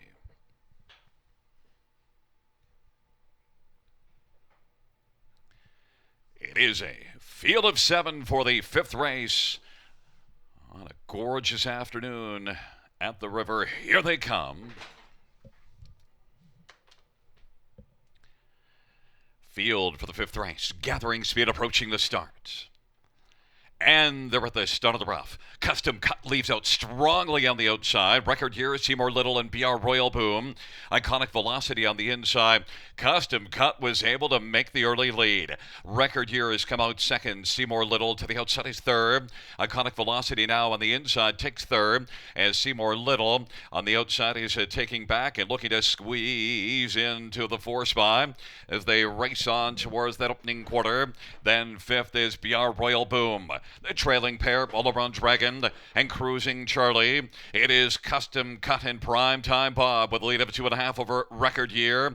Iconic Velocity is positioned third. Seymour Little is racing fourth. That opening quarter was recorded in 27-3. Then popping to the outside is BR Royal Boom. Then it is All Around Dragon and Cruising Charlie. But Custom Cut leads as they come on towards us. Custom Cut leads by about 5 or 6 over Record Year. Then it's Iconic Velocity. 56-1 was the halftime. BR Royal Boom is racing position to 4th right now as they work their way on into the match. Right, Seymour Little, he is positioned to 5th, and then it is Cruising Charlie, and All Around Dragon is back trailing the field. It is Custom Cut, but now Record Year is looking to cut into that lead. It is still 3.5 though. Iconic Velocity is third, and BR Royal Boom now swinging to the outside, about 6 or 7 off the lead. They 3/4 was 124-4, and it is Custom Cut as they're reaching for the top of the stretch. Custom Cut is getting a little leg weary now. Record Year on the outside, and BR Royal Boom and scooting up the inside is Iconic Velocity. And they come on down the lane. Custom Cut on the outside now, charging BR Royal Boom. Iconic Velocity up the inside. Iconic Velocity wins it. BR Royal Boom was second, Custom Cut third, and Record Year was 4th. The top of the mile, 155-2.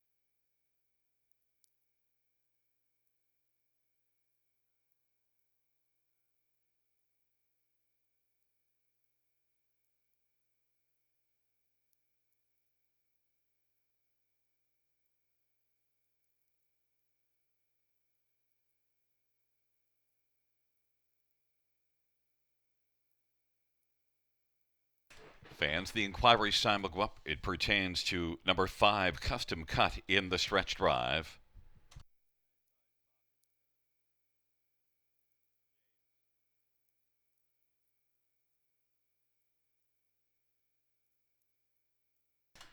Fans, note the inquiry does not pertain to our unofficial winner, number 1, Iconic Velocity. The 5th race, the Dr. Ted Clark Memorial Race, as Iconic Velocity is going to be wheeling into the stretch drive. And of course, note that Dr. Ted Clark was our beloved and longtime leader, a member of the Canadian Horse Racing Hall of Fame, and a man with a Hall of Fame character, Dr. Ted Clark.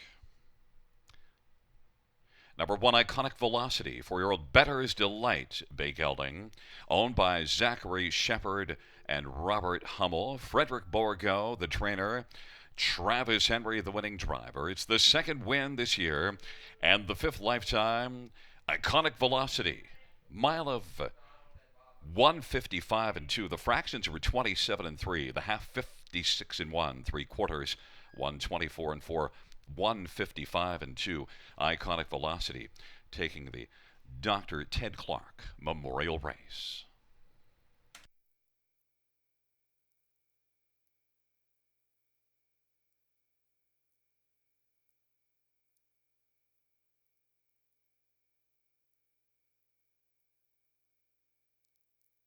Also out trackside for the fifth race winner's photo, there's a lovely shot of Kingston Henry. He's certainly enjoying his day. He's even awake this time in the winner's circle.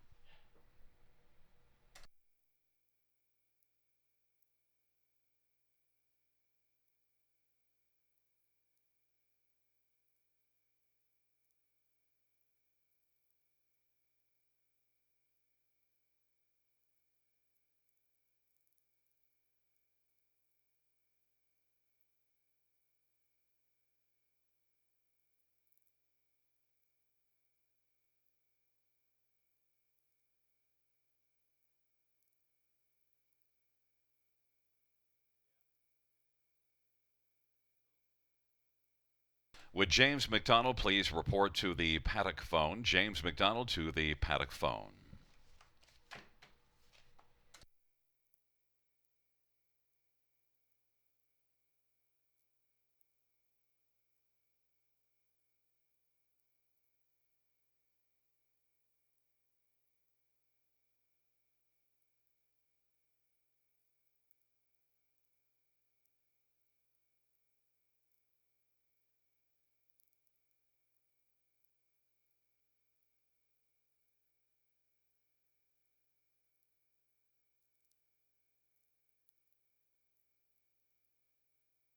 Fans note the inquiry pertains to number 5 Custom Cut and action in the stretch drive.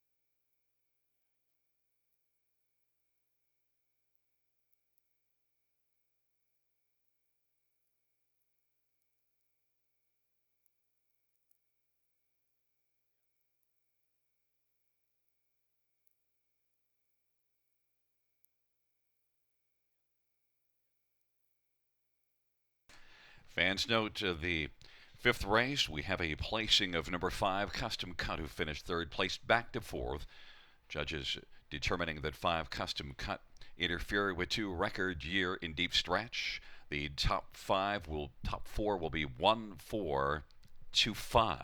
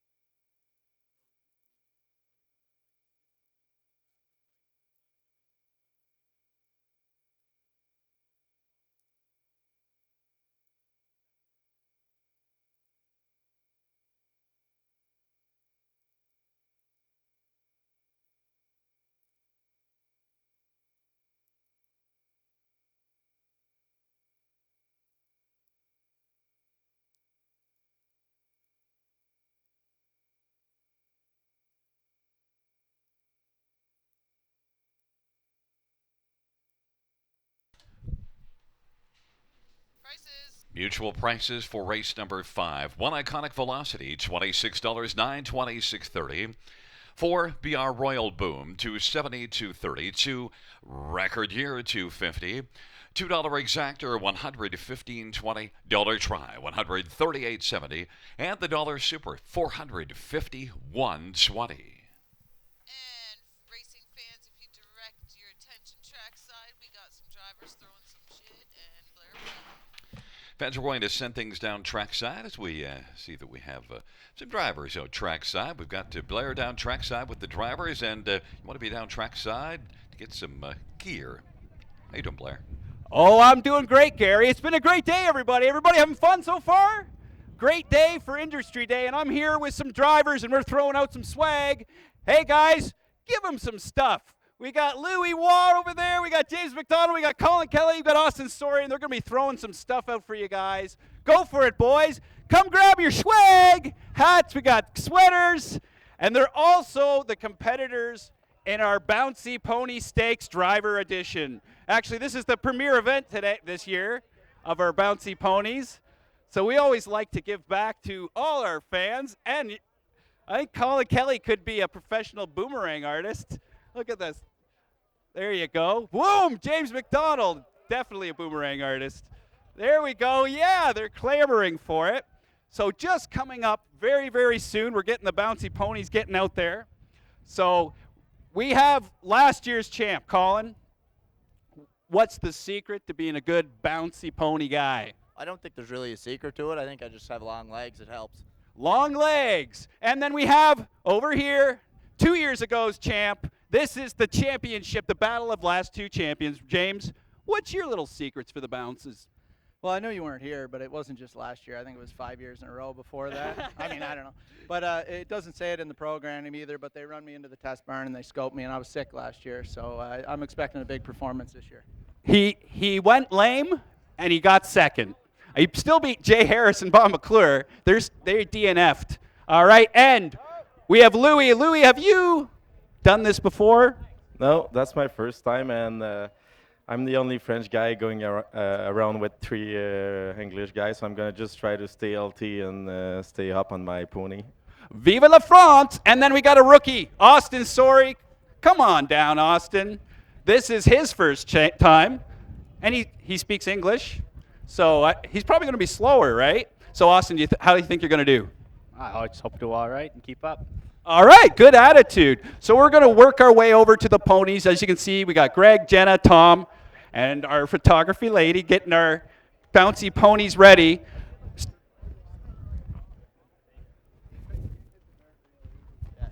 All right. Yeah. So, who do you think's going to win the bouncy ponies if you had to choose? Come on. Josh, this is Josh, one of my friends that I met here. Josh, who do you think's going to win? I'll go with orange. He's going with Colin Kelly, last year's winner. Oh, we got somebody going for who? James all the way. All right, we got James all the way. The handicapping is in. 1 for Colin Kelly, 1 for James McDonald. The 2 rookies not getting. So you got, if you had to pick one of these rookies, the S or the R, would you pick the S or the R? No? R. The R. All right, so we got somebody pulling for Colin. We got somebody pulling for James. And nobody pulling for Louis. I'm pulling for Louis. Louis going to win, guys. Sorry. So they're all set up. This is the starting line. And you got to name your horse. So what's the name of your horse? I don't know. Austin Jr. Here we go. Louis, what's the name of your horse? Bouncy Jamie. Ooh, Bouncy Jamie. Ooh, a little salute to Jamie. Jamie, what's the name of this stallion? This is Louis Philippe Waugh. Oh, touche. All right. And Colin Kelly, what's the name of this wild stallion? We'll go with Hopalong Cassidy. Oh, a classic. So they're all lined up. No cheating. Don't jump the starting car. Gary, do you want to call this? Gary, you were a pro at bouncy pony calling. So you can start them off and call them. Ladies and gentlemen, I'm going to throw it up to the guy in the sky, Gary Guy. Feast your eyes on some bouncies. They're raring to go. Gary, you start them off.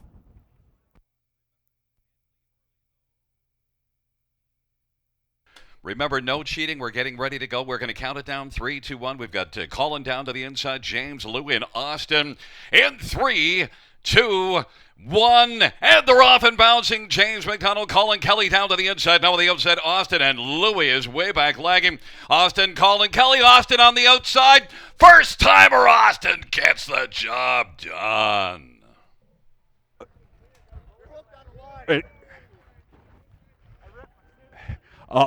All right. He did it. The young gun has won the race. How do you feel? Are you excited? Yeah, pretty excited. First time, so. Fantastic. So it looks like you've got another champion that has to, like, you're going to defend it next year, and next year might even be in the race too, right? Yeah. So how are you going to spend that inflatable trophy I'm going to give you?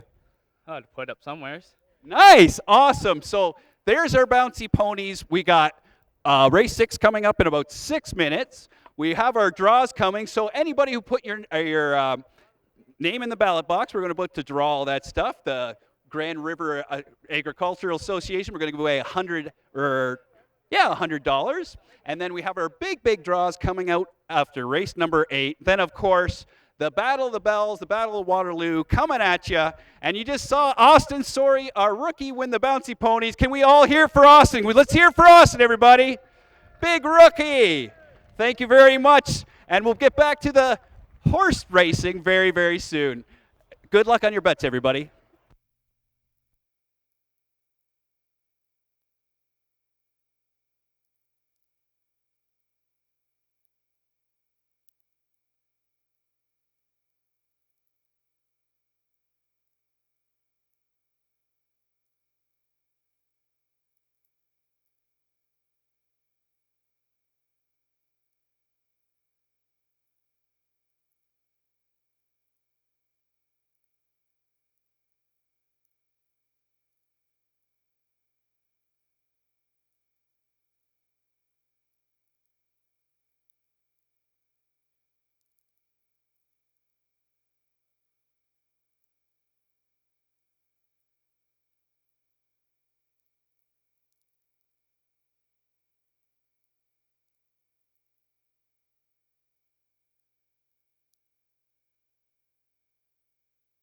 The 5th race, silver finish from the top. 1, 4 place 3, 7, 2, 3 place 4, scratch 6, 5. That's after the placing 1, 3, 7, 2, 4, scratch 6, 5.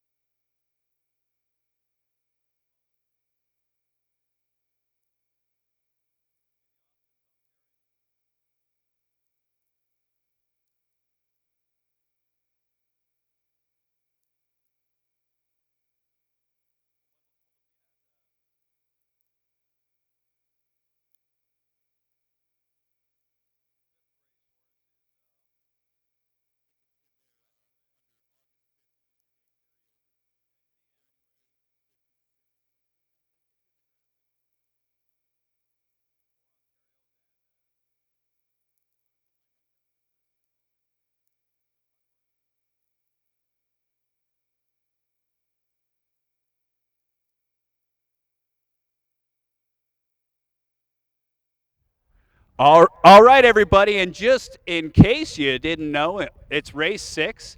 It's the Super High 5 race, and unfortunately and fortunately, somebody didn't win it on Friday. So it's over $3,800. Make sure you take advantage of that. It's available in a 20-cent wager or a $1 wager. Take advantage of that Super High 5, over $3,800. Get your bets in. There's 2 minutes to post. Post parade's coming up any second. Super High 5. Bet it now.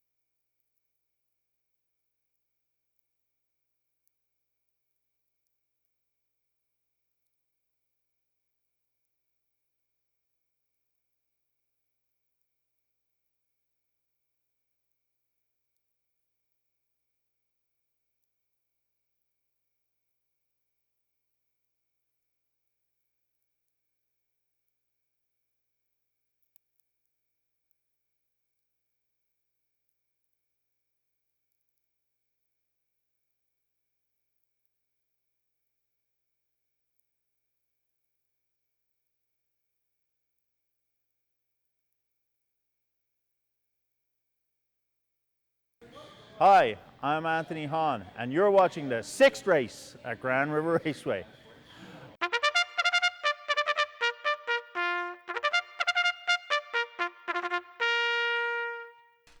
Field 4, race number 6 on parade. 1 barn, 1 Anthony Hahn for Ben Wallace and James Miller and Wallace Standardbreds. Number 2 is Mundutch, Lauren House for Angela Clark. Number 3, Jim's Great, Sylvain Filion for Steve Bossenson, Stable 23. And number 4 is Arrived Late, Mike Whalen for Craig Gilmore and Brad Wright and Connor Wright. And number 5 is Shout Me the Money, Travis Cullen for Terry Gallant and Calvin Kepfer. Number 6 is Gold in the Badlands, Colin Kelly for Kyle Bossens and Ron Nobes. And number 7 is Kingston's Bad Boy, Travis Henry for Vern Cochran and Mike Arnold. And number 8 is I Love What I Do, Jody Jameson for John Yake Jr. and Chris Yake. And number 9 is Mossy's Art J. Harris for Tisha Symes and Charles Symes.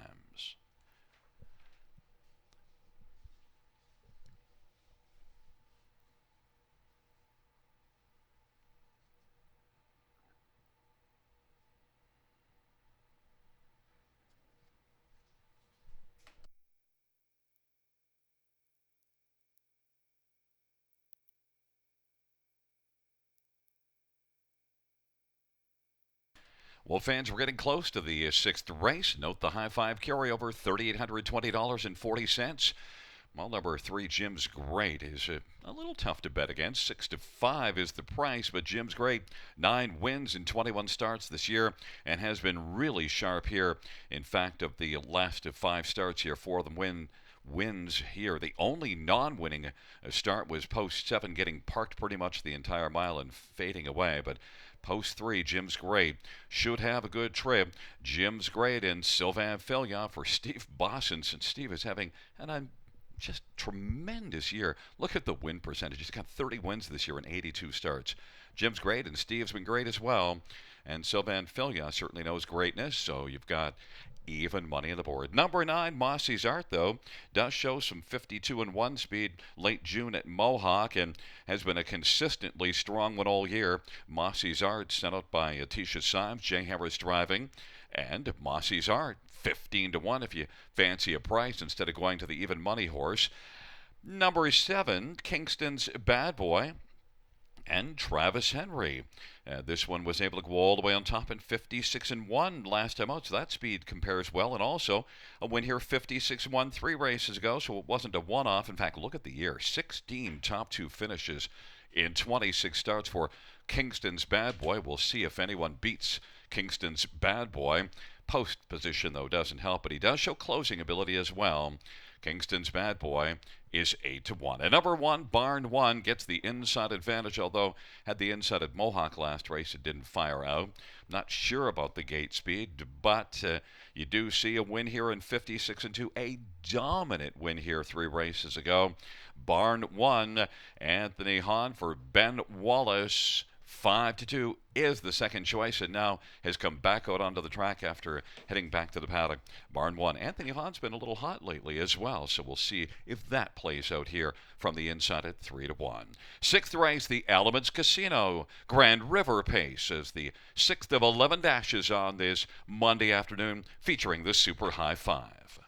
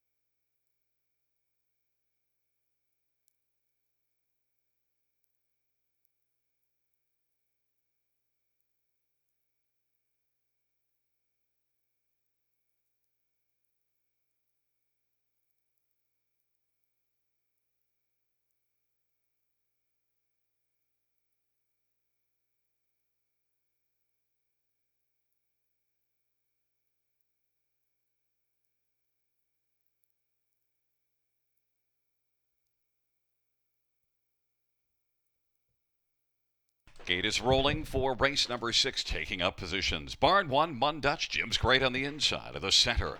Arrive late and Shout Me the Money to the outside. It's Gold in the Badlands, Kingston's Bad Boy, and I Love What I Do. The second tier, Mossy's Art. Field of 9, 6th race. Gathering speed approaching the start. And they're at the start of the rough. Mundutch leaves Barn 1 down to the inside. Then it is Jim's Great and Shout Me the Money as they hustle on into the turn. But the early lead goes to Mundutch. Jim's Great now is racing second. Barn 1's third down to the inside. And then positioned fourth as they head on down the back stretch is Shout Me the Money. Now Gold in the Badlands traveling on the outside fifth. Mossy's Art is sixth away. Then it is back to Arrived Late and I Love What I Do. And then Kingston's Bad Boy. They race their way on past that opening quarter. Mundutch leads a couple of lengths over Jim's Gray. The 4-5 favorite riding the pocket on the back of Mundutch. Barn 1 now angles to the outside, coming first up from third. Gold in the Badlands is racing fourth and Shout Me the Money to the inside. Mossy's Art has stepped out.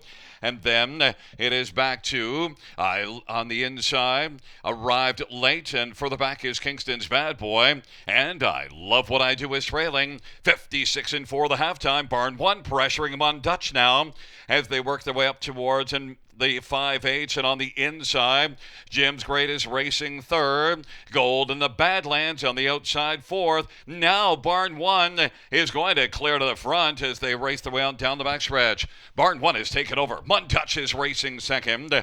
Jim's Great is going to try to squeeze out as they head on towards three quarters, but in the center of the track, Gold in the Badlands, and Jim's Great is still down to the inside. 3 wide is Mossy's Art as Barn 1 starting to get away on the field. And Kingston's Bad Boy is set out 4 wide. 3 quarters was 125, and Barn 1 has a substantial lead. Gold in the Badlands to the inside is Mundutch. The field works their way on down the stretch ride, and it is Barn 1 who's cruising. Barn 1 has this one sewn up. Then finishing second, it's going to be I Love What I Do, and then Gold in the Badlands, and in the center of the track, Arrive Late, 154-3. Barn 1 gets the job done.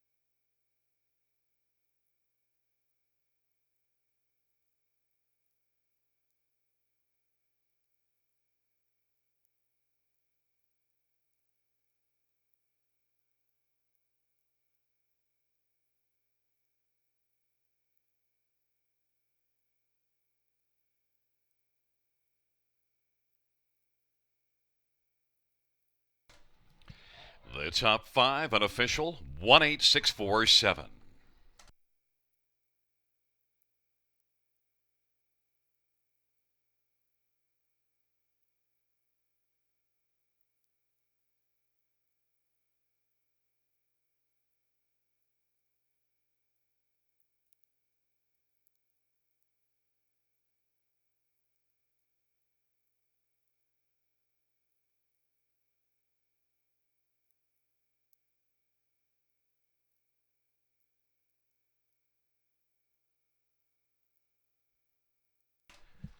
Wheeling back in front of us, the winner of race number 6, the Elements Casino Grand River Pace. It is number 1, Barn 1, a 4-year-old sports rider pay gelding, owned by Wallace Standardbreds and James Miller, Ben Wallace the trainer, Anthony Hahn the winning driver. It's the 3rd win this year and the 8th lifetime for Barn 1, mile of 154-3.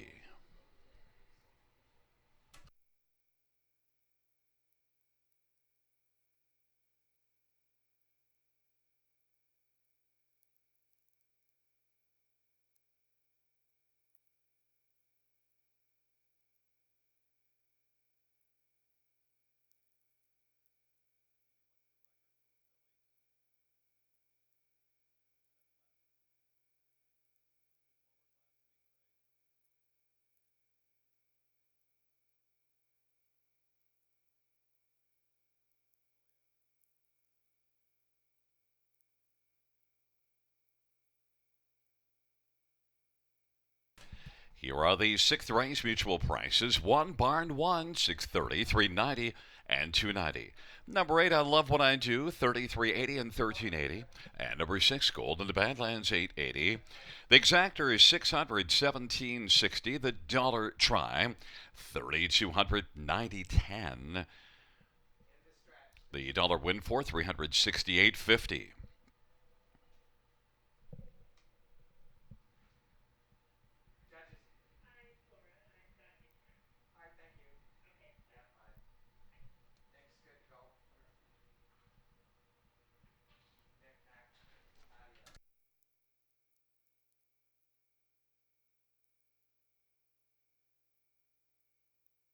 And fans, note that the Super High Five will be a carryover. It's coming up in just a moment. And note that carryover into later on the final dash. $15,078.05. $15,078.05. Will be added into the 11th race, the Battle of Waterloo Final.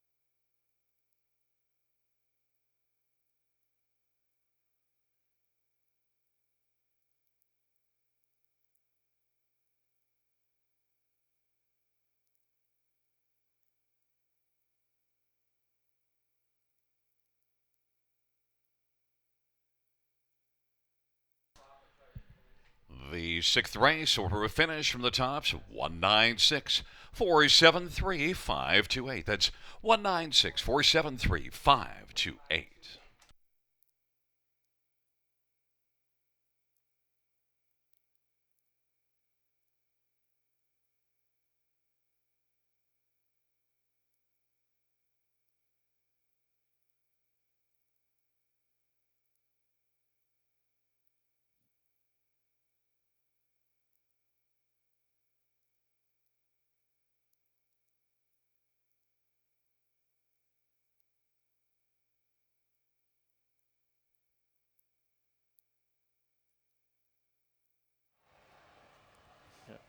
And welcome back, another special guest. What would Industry Day be without Double J, Jody Jamieson, one of the winningest drivers in the history of the event, and he'll have a drive both in the Bells Final and the Battle of Waterloo.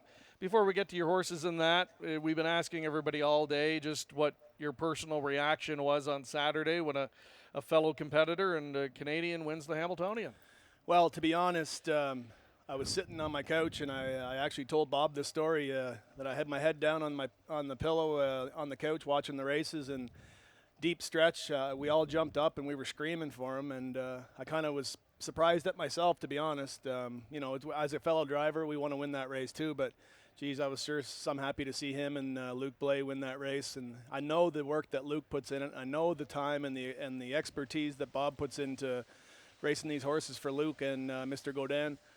And to see it come to fruition like it did, it was just an amazing feeling. I got to say hi to Luke today, and he looks like he's still beaming from the victory. And you know, Bob in his usual fashion is pretty subdued and taking it all in stride, and that's how the best kind of drivers do it. Is they look like they've been there before, and it sure appeared that Bob was there before, and it was an amazing accomplishment and something that. I don't know. I don't even know what to say about it. I'm just so happy for them, and you know, obviously, I'd want it to be me, but.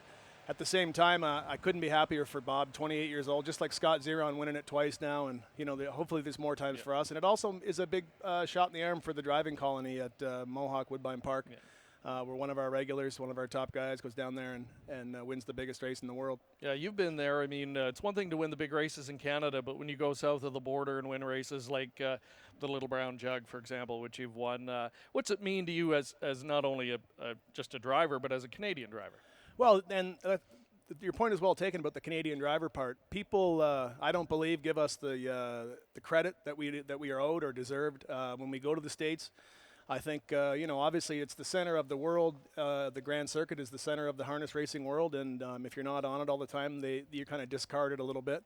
But it just showed. You know, I won the Little Brown Jug. Mark McDonald won the Little Brown Jug. Obviously, John Campbell, Mike LaChance. I mean, it goes back for years, and Scott Zeron, and now Bob McClure.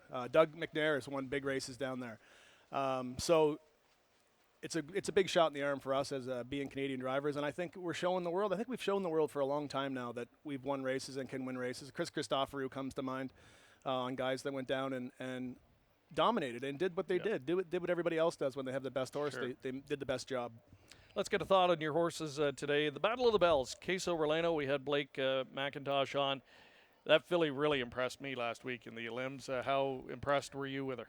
I mean, I was incredibly impressed. To be, I said to Blake, I said that she might have been a little short. She was only 3 wide in 2 turns, and instead of the 3, if she had been on the 3 turns, maybe it would have got her beat. But as you know, I went 3 wide just past the half, and thought I was making a big swooping move, and the swoop didn't happen until the wire, Greg, where she just got up, but showed huge resilience, huge guts, and just a huge effort being 3 wide the whole last half of the mile. Obviously, Alicorn is going to be the one to really beat there, and I like Preeminence on the inside. Jay Harris getting a big shot here with Tamagami Sealster.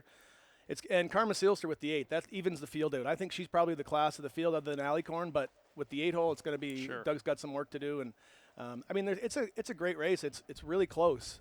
I really like how my filly raced last week and how I can either race her off the pace or maybe even step her out of there a little bit. So I have lots of options. Sure, better post to work with here, and you get post 5 in the Battle of Waterloo. Quickly as post parade's coming up, you've got a drive coming up. We'll have to let you go shortly, but Sports Obsession, you team up with your dad, Carl Jamieson, once again. Yeah, well, I was looking at the past champions here, and the missing one, 1998, was Distinctive Skeeter, Carl Jamieson, and I looked.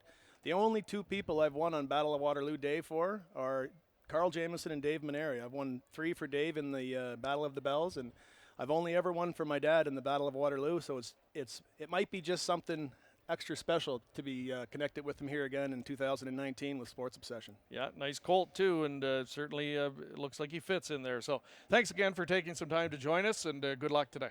Thanks a lot. All right, Jody Jamieson, he's got a drive here in the upcoming contest as well. There he goes. We are a minute away from race 7. Gary? Field on post parade for the 7th race. 1 Loud Splash. Trevor Henry for Bob McIntosh and Martin Stables and Paradox Farm Incorporated. Number 2 is Balderson. Doug McNair for Greg McNair and Roderick Smith. 3, Better Moon It On Over. It'll be Jody Jamieson for Blake McIntosh and Kim and Dan Sargent. Number 4 is OK Kudo, James McDonough for Sean Stacy and Oak Knoll Stable, and Steve Downey. Number 5 is Stonebridge Surf Louis Waugh for Eric Adams and Miller Farms. Number 6 Sports Team Sylvain Filion for Paul Reed and Robert Key. And number 7 is Silas Sealster Scott Cole for Dr. Ian Moore and Shadow 2 Stable and Hudson Standardbridge and Irwin Stables. Number 8 is J. Iam. It's Travis Cullen for Rachel Andrew. Well, fans, it's a field of 8, the 4th grassroots division, and a pretty balanced-looking group, although the fans, well, they think that number 2, Balderson, is just maybe a little too good for this field. They've got this one at 7-5, and that 50-4 mile at Mohawk. 2 races go from off the pace. Certainly it jumps out. You also see 3 consecutive 151 flat miles before that one. The last race not quite as good, 52-3, but put in a pretty big middle half. Of course, the thing with Balderson, you wonder, does he leave or not? Because, well, he hasn't been getting off the gate, and he's got a good post position. We're going to find out. And this one, this year, overall on the year, 10 of 13 in the top 3. Lots of credentials. They add up to even money on the board. Number 6 Sports Team, though, is coming in off of a 51-3 mile at Mohawk, and from a tough post, closed really well. Look at that, 26-4 final quarter. Sports Team does not have a big record this year. Had a big record as a 2-year-old, earning almost $140,000 last year as a 2-year-old. But so far in the 3-year-old campaign, it just hasn't been the kind of earnings season that Sports Team might have expected. But maybe that last race is a sign of some things to come, although you do see a 51-1 mile competitive third, the only top 3 finish, and that was back in the middle of June. Sports Team, Sylvain Filion. You get Sports Team at 25-1. Number 4, OK Kudo. Nice race last race. Also a 52-1 mile with a big final quarter of 26-4. And OK Kudo has made the top 3 in 6 of 11 this year. So James McDonald, who has well, seen his bouncy pony streak ended at 5 in the last 2 seasons. He couldn't get the bouncy ponies home. Maybe he can get OK Kudo to be okay here in the 7th race. Certainly that last race was more than okay. James and OK Kudo for Sean Stacy is 9-2, getting a lot of respect on the board. And number 3, Better Moon On Over, and Jody Jamieson is currently one that is bet right now down to 8-1, and there's Jody now after spending time with Greg in the booth being interviewed, is now aboard Better Moon On Over. This one's got a couple of wins on the year and shows a 50-2 third place finish, leaving from post position 10 back in June the 27th, and that was a big mile because leaving from post 10 got away second, so certainly shows lots of early speed. Better Moon On Over, 8-1, might be the one that maybe could take down the favorite, as fans have loved Balderson all the way down to even money on the board. The 7th race, the 4th grassroots division, a field of 8 getting ready to get in behind the gate. We're about a minute or a little more away from post time.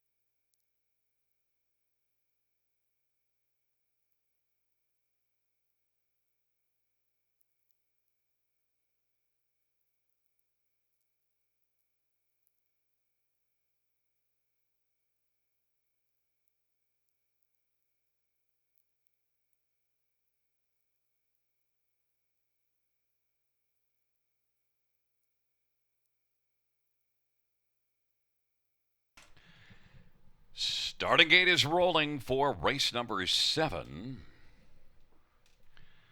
Shaking up positions. Loud Splash. Balderson. Better Moon on Over on the inside. In the center, OK Kudo and Stonebridge Surf to the outside. Sports teams, Silas Silster and J.I.M. It's a field of 8. Race number 7.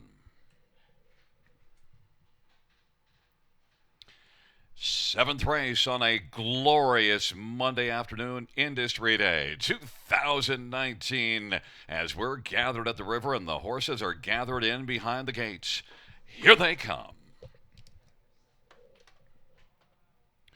Field for the 7th race is at the start of the rough. Better Moon on Over and Stonebridge Turf, the first couple to life out, and then Balderson and Loud Splash down to the inside as they work their way on around that first turn. Stonebridge Surf was able to surf out and get the lead right now. On into the backstretch they go. Better Moon on Over is looking to move on up on the outside and try to clear the lead. Balderson is third to the inside, racing for his Silas Silter. Loud Splash is fifth on the inside.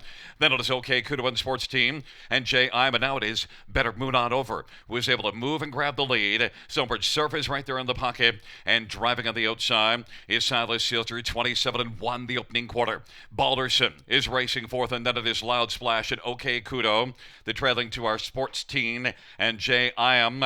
And the field comes heading up towards the half, and Better Moon on Over has the lead right now. Silas Silter now to the inside. Stonebridge Surf is racing second again. Silas Silter is on the outside third. Loud Splash is racing fourth, and Balderson is positioned to fifth as they head their way on into the backstretch off that 56-second half time. But it is Better Moon on Over who's starting to move away from the field. Loud Splash is making some noise. Now is out 3 wide. Stonebridge Surf along to the inside. For now is holding on to second, but now second is grabbed by Loud Splash, who's trying to close on Better Moon on Over. Then coming 3 wide is OK Kudo, kicking in strongly. Silas Silster is racing fourth, and fifth is J.I.M. Then sixth is Balderson, and seventh Stonebridge Surf and Sports Team made a break in stride. OK Kudo now has come on to grab the lead from Better Moon on Over. OK Kudo as they come on down the stretch drive has got the lead, and it is OK Kudo and James McDonald. J.I.M. is closing hard on the late going, but it's going to be OK Kudo racing second at the finish was J.I.M. Then it was Silas Silster, and Better Moon on Over was fourth. 153-4. OK Kudo.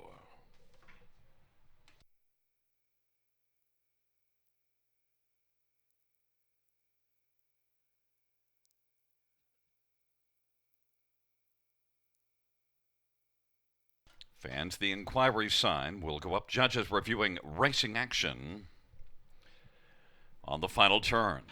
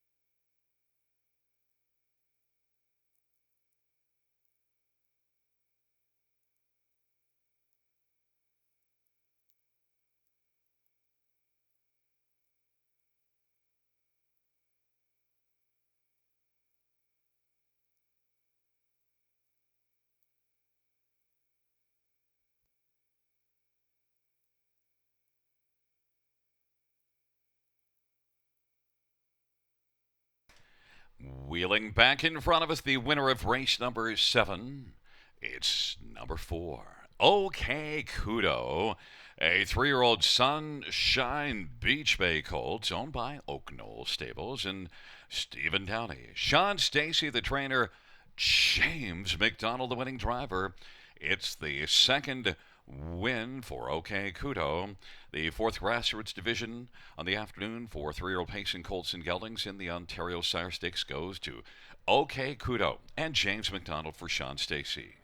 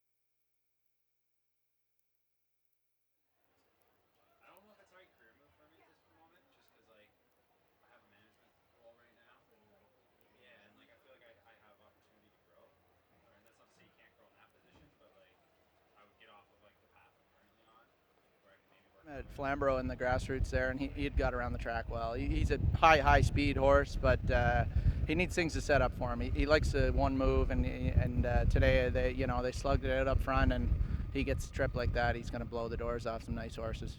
Little confusion on the final turn. Were you kind of ahead of that? Did you see what happened? Yeah, I got lucky. Just as I kind of gone around Trevor, his horse got rough, so it was kind of in my rearview mirror. I didn't really see what happened, but I heard some yelling, so I knew there was some confusion.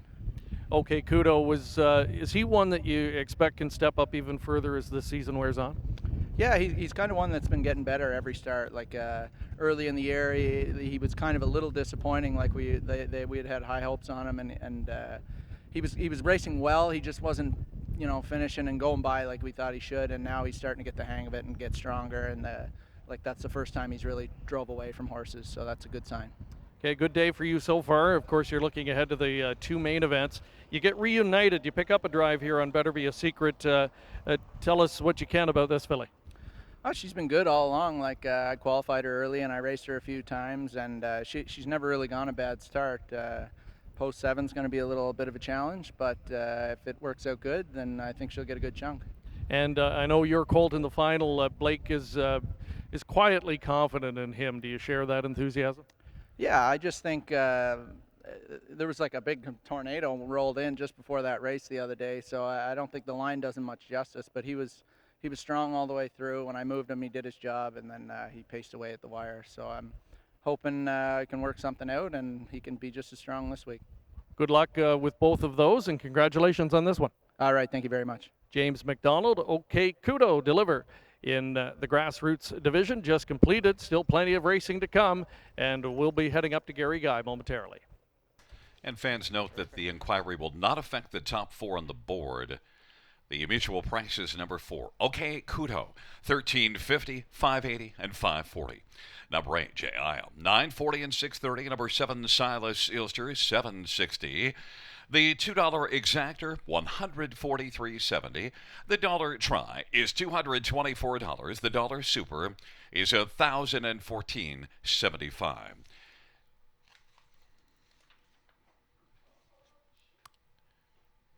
Note that number 1, Loud Splash, who finished 5th, was placed back to 8th for interference while off stride.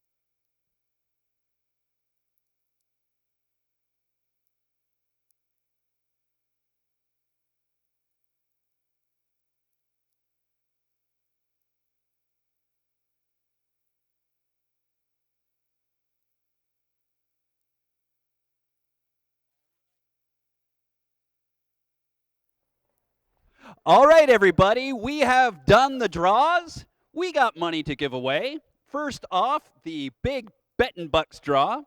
We have 4 winners, so if you hear your name or if you know somebody that the name I'm about to say, please notify them and send them over It's to the a first field turn of 10. 8. And first we want Mary McIntosh. You have won 25 betting bucks. Please go to the tent. Cliff Morgan, you also have won $25 in betting bucks. So Mary McIntosh, Cliff Morgan, Roger Wright, Bob Coulter. So 4 names, 25 bucks a piece, courtesy of our proprietors, the Grand River Agricultural Society. So just one more time.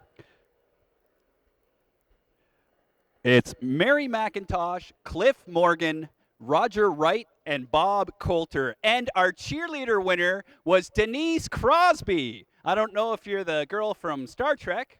If you are, that's cool. If not, Denise Crosby, please head to the first turn tent. You'll see Jacqueline to the right, and she's the one that's going to give you your betting bucks. So we're giving out 125 betting bucks to those 4 names: Mary McIntosh, Cliff Morgan, Roger Wright, Bob Coulter, and, of course, our cheerleader winner, Denise Crosby. All right, and after this race, coming up, number 8, we're going to do our big draw for $250 betting voucher, $2,000 in beauty products. All right, so stick around if you put your ballots in. Good luck, and you have a couple of minutes to post. It's over.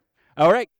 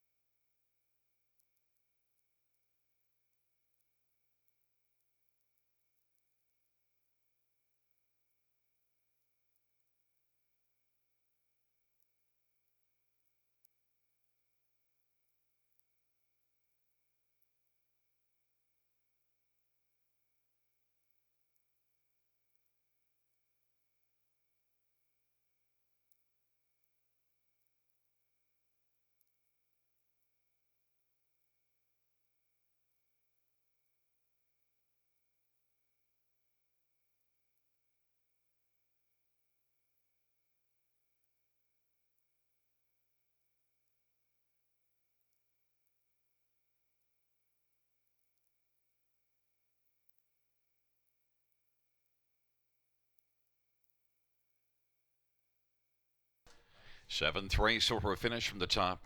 Quickly, it's a 5, place 8, 8, place 7, 4, 1, 6, place 5, 7, place 6, 3, 2. Once again from the top after the placing, 8, 7, 4, 1, 5, 6, 3, 2.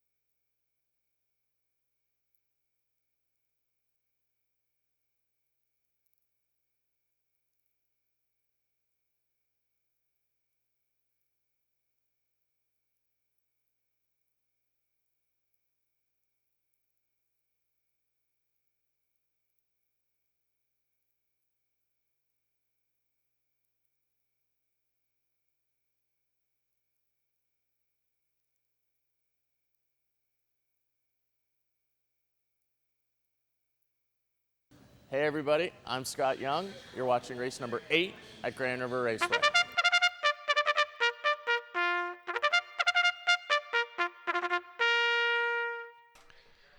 Field for race number 8, the 5th Grassroots Division on parade. 1, Head to the Beach, Trevor Henry for Bob McIntosh and CSX Tables and Al McIntosh. Number 2 is HP Napoleon, Mario Baerajah for Benoit Baerajah and Claude Amel. And number 3, Son of a Show, Louis Bois for Chantal Mitchell and Helene Fillon. Number 4 is Quan Blue Chip, Mike Saftik for Randall Fulmer and Phil Catcher. Number 5 is Phil's son, James McDonough for Sean Stacy and Hudson Stanabreds. Number 6, Century Fury, Jody Jameson for Vic Putty and Randy Christopher and Lloyd Stone and Dr. John Tobin. And number 7 is Battle Strong, Chris Christoforou for Tony O'Sullivan and Hut Racing. Field of 7 for race number 8, going to post in just a couple of minutes.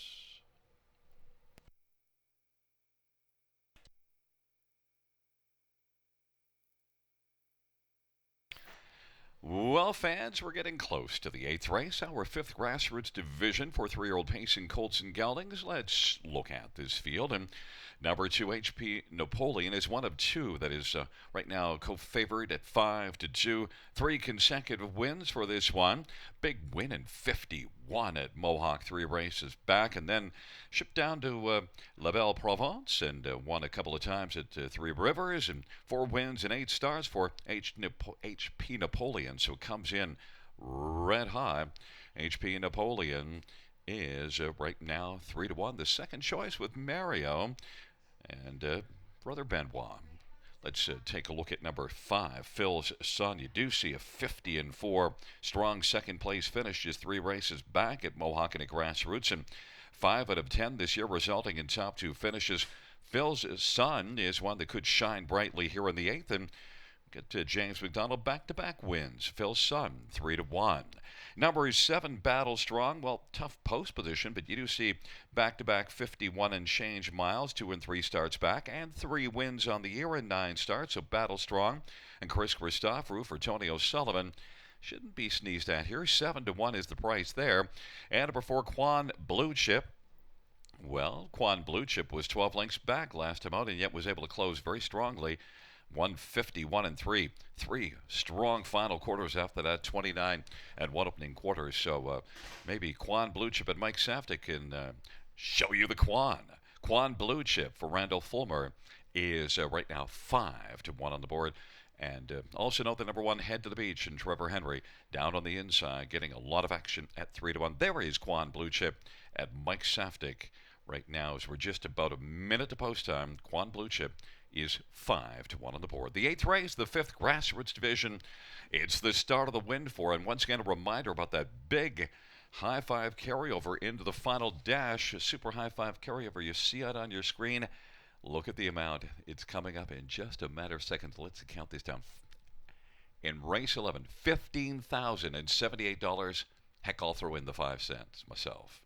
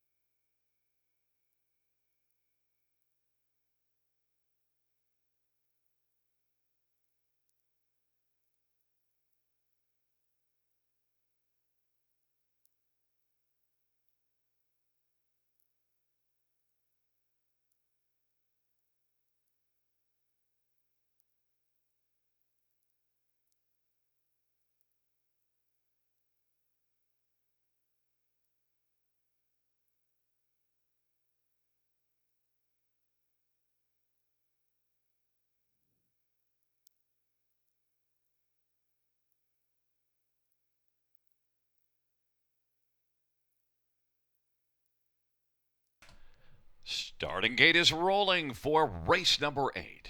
8th of 11. On Industry Day at Grand River Raceway, checking up position. Head to the beach on the inside with HP Napoleon. In the center, Son of a Show, Quan Blue Chip, Phil's Son. On the outside, Century Fury and Battle Strong.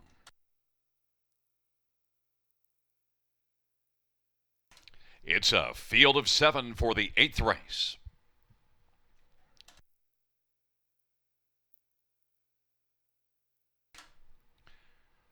Field for the 5th Grassroots Division. Into the stretch drive. Here they come.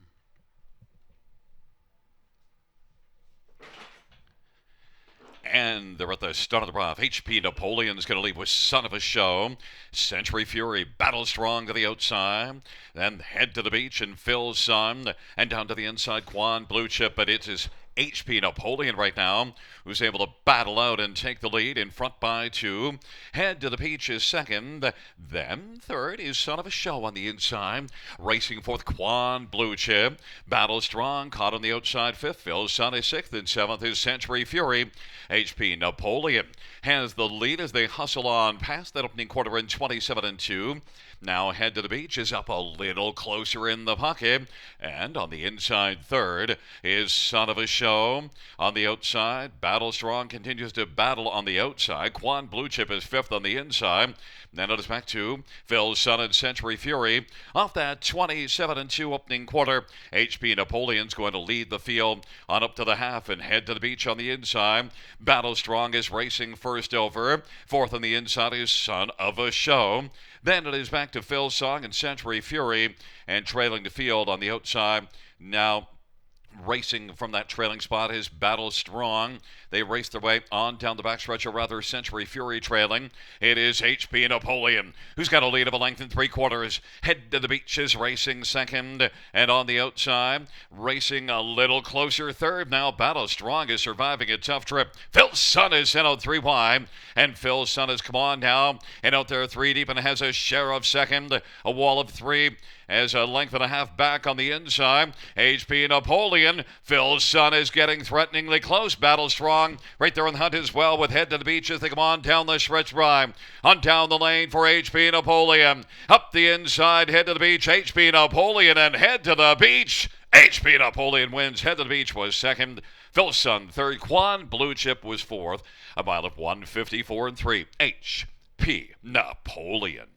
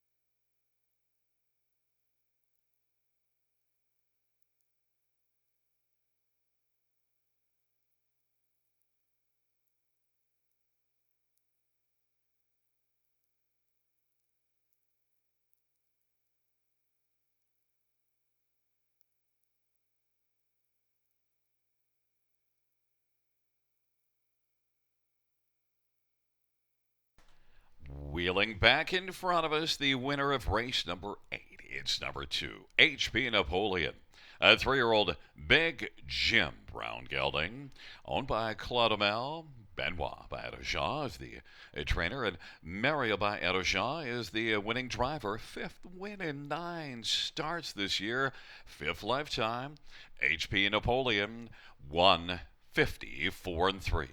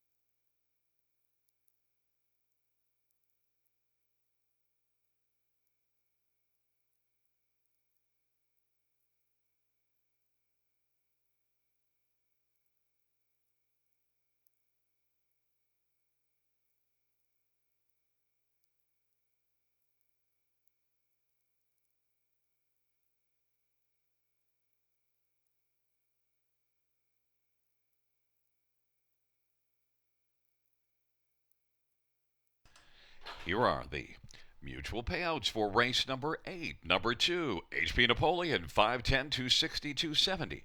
1 Head to the Beach, 290, 235. Phil Sun, 310. The exactor, the 11.20 and a $2 ticket. The dollar try is 20.20, and the dollar super 92.50.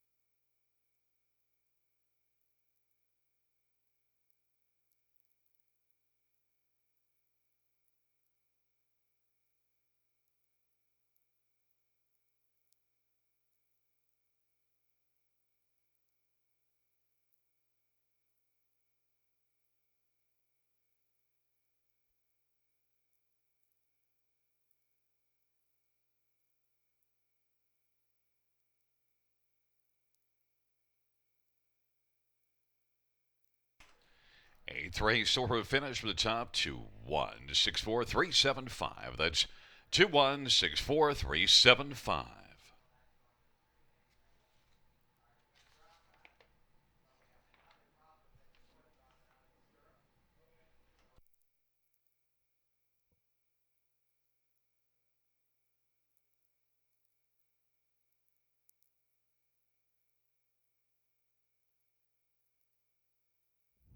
All right, we have done our big draw for tonight.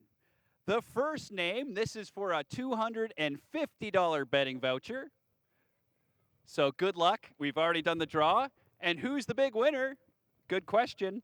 Stan Van Every. Stan Van Every. If you know Stan Van Every, he has won $250 in a betting voucher. And all he has to do is go to the first turn tent, and they'll give you the money. And now, the big gift basket. This is $2,000 worth of gift beauty products, everything you need for beauty. And the winner for that is Doreen Clark out of Fergus. So congratulations to Doreen Clark. You have won the $2,000 worth of beauty products in the gift basket. Please head over to the first turn tent, and we'll reward you with that. And Stan Van Every, you have won $250 in a betting voucher. Thank you, people, for coming down for Industry Day. We still have the big races coming up. We got 4 minutes to race number 9. It's a pick 3. Don't forget about the Super High 5. The battles are coming up. The Bells and Waterloo. Good luck, everybody.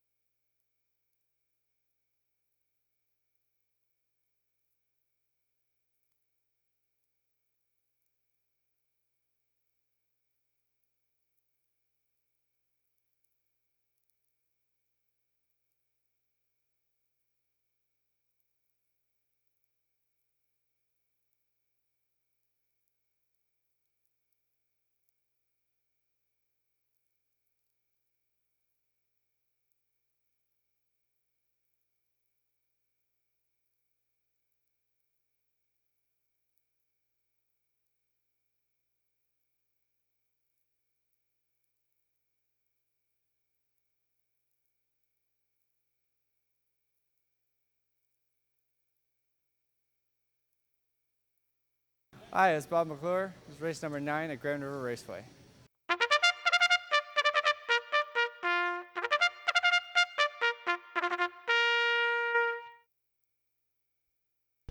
Field 4, race number 9 is on parade. 1, let's wait and see. Colin Kelly for Scott Friend and Tyler Friend. Number 2, Hidden Potential, Jody Jamieson for John Pentland and VMB Stable. And number 3 is The Rev, Sylvan Fillion for Greg McNair and Jeffrey Skinner. And number 4, Levi's Day, Jay Harris for Vic Putty, and Bill Maines and Keith Castle and Lloyd Stone. 5 is Ghost Dance, Bob Gliff for Nick Galucci and Miller Farms. Number 6, American Wiggle, Louis Bois for Richard Morrow and Gaston Bibeau and Daniel Martin. And number 7, Paparazzi, Hanover Travis Cullen for Jody Cullen and Keith Hanna. And number 8 is Fashion on the Beach. Doug McNair for Richard Morrow and Bradley Grant. It's a field of 8 for the 9th race. Outstanding field, preferred handicap purse of $12,500. Let's get a look at this field. Now note that, of course, the ones on the outside were handicapped by post position. But if you're looking for one with a better post, number 3, the Rev, is 5-2 on the board, and overall has the most back class of any in this field. Only 2 starts on the year, but a win here. Wasn't great in the first start of the year. Tough post and never got into the race, but that last one here cruised along nicely. The Rev off of a win now, facing this preferred group. The Rev, classy horse, making a 3rd start this year. 3-1 on the board. Number 6, American Wiggle, is 2-1 on the board, and is being driven by Louis Bois for Richard Morrow, so obviously you need to pay attention to that. Also, look at last year. A mark of 149-2 taken at Mohawk last year, and had a season's best of this field last year, 152,000. American Wiggle is also one that's wiggled over the half-mile track. We've seen this one on the half. American Wiggle, 3 consecutive 51 and change miles coming in. The last 2 were very sharp in the preferred 2 class of a Georgian Downs. American Wiggle and Louis Bois right now is 5-2 as a co-favorite. Alongside number 5, Ghost Dance, who's also 5-2 and off a 51 and 4 mile last race. Look at last year, 5 wins at 18 starts. It doesn't have a win yet this year, but has only had 6 starts on the year. And Ghost Dance gets prime time. Bob McClure, who is probably primed with Ghost Dance to make a big showing here on Industry Day. Certainly this one shows enough speed and class overall. Ghost Dance is 3-1. And number 8, Fashion on the Beach, well, saddled with the outside post position, but for good reason, because he's a really fine one. Now, the last race tailed off in the stretch drive after battling really hard, but that 26-2 opening quarter maybe took a little starch out of him late. But now he's probably, you'd have to think from the post position, might be racing from off the pace, although you do see excellent gate speed. Also, you do see a mile June the 1st racing at Mohawk from off the pace and closed a lot of ground. So Fashion on the Beach is one that Doug McNair and Richard Morrow on the outside at 6-1. You can't ignore this one, even though the post position, because he certainly has major wheels. 9th race is a great field, going to post very shortly, a field of 8.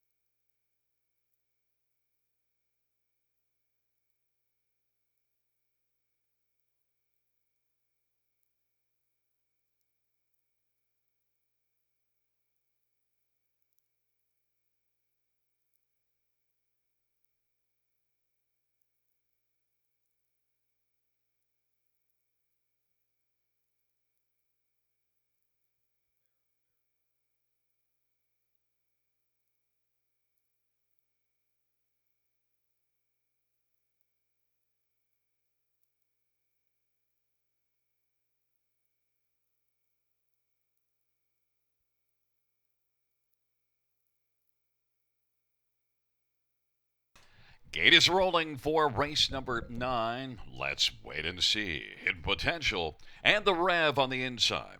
In the center, Levi's Day, Ghost Dance.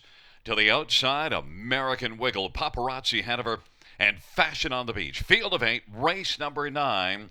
Industry Day 2019. Picking up speed at the top of the stretch. Here they come.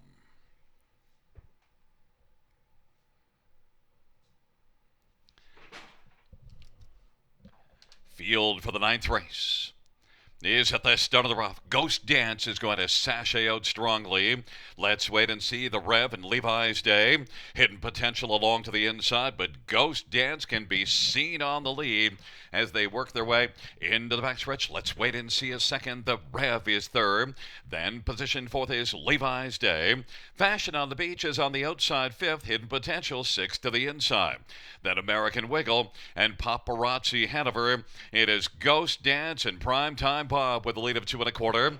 Let's wait and see a second. The Rev is third. The opening quarter at 27-1. Still working on the outside. Fashion on the Beach racing for about 5 off the lead. Then it is Levi's Day, fifth of the inside. Hidden Potential is sixth. American Wiggle is seventh, and Paparazzi Hanover is trailing the field. They come off the turn.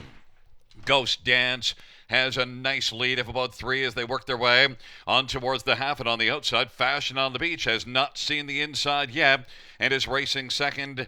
Half was 55-2. Let's wait and see. With inside position is racing third. The Rev is fourth, and then Levi's Day is fifth to the inside as they work into the backstretch. Then it is Hidden Potential, Paparazzi Hanover, and American Wiggle is trailing the field on down the backstretch. Ghost Dance is dancing alone, leads by 4 or 5, and second is Fashion on the Beach down to the inside. Let's wait and see. And then out wide is the Rev, but it's got a lot of work to do as getting away a bit on the field is Ghost Dance. 3/4 was 1:23-1, and Ghost Dance is leading by about 9 or 10 lengths. Ghost Dance is racing like he saw a ghost as he comes on down the stretch drive and has got this field put away. Battle is on for second. The Rev, and on the outside, American Wiggle. American Wiggle came from last to get second. The Rev is third, and then fourth was Paparazzi Hanover. Ghost Dance in 1:51-1. Giddy up.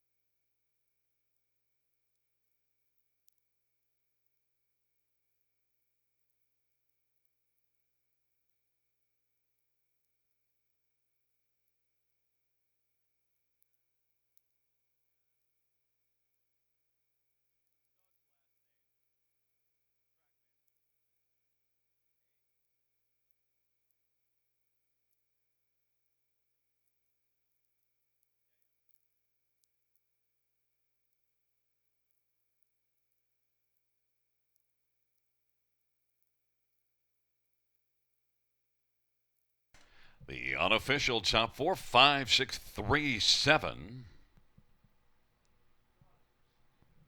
The mile of 1:51-1. That's the second fastest mile in the history of Grand River Raceway. Note the fastest is Rare Jewel at 1:50-4. Kudos to our track man, Doug McKaig, has got the track rolling today. And Ghost Dance went over it like he'd seen a ghost.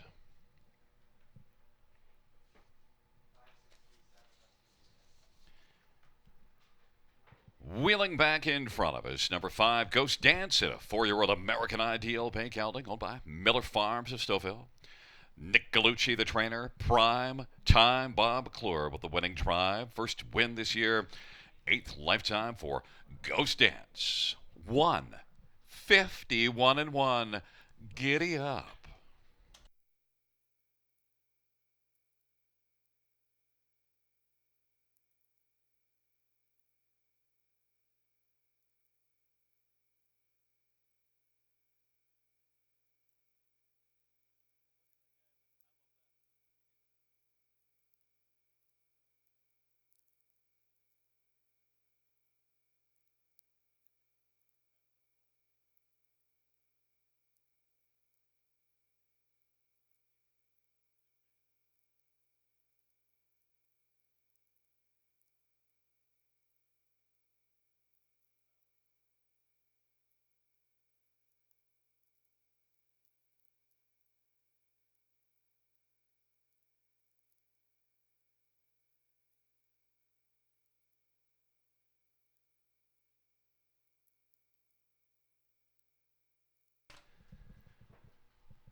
Ninth race payouts. Number 5, Ghost Dance, $5.90, $3.90, $2.50. Number 6, American Wiggle, $3.90, $2.80. Number 3, The Rev, $2.90.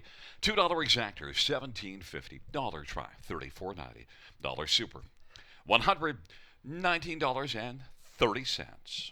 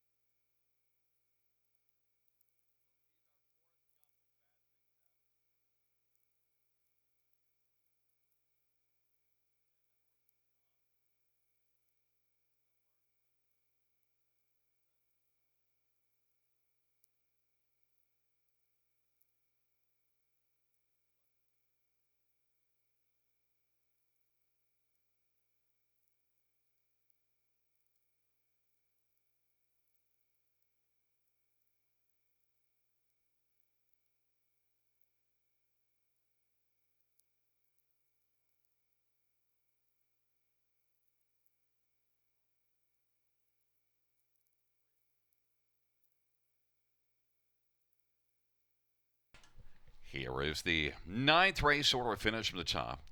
7BE, then 8361245. That's 7BE, 8361245. 10th, the Battle of Bells final is up next. Post time shortly.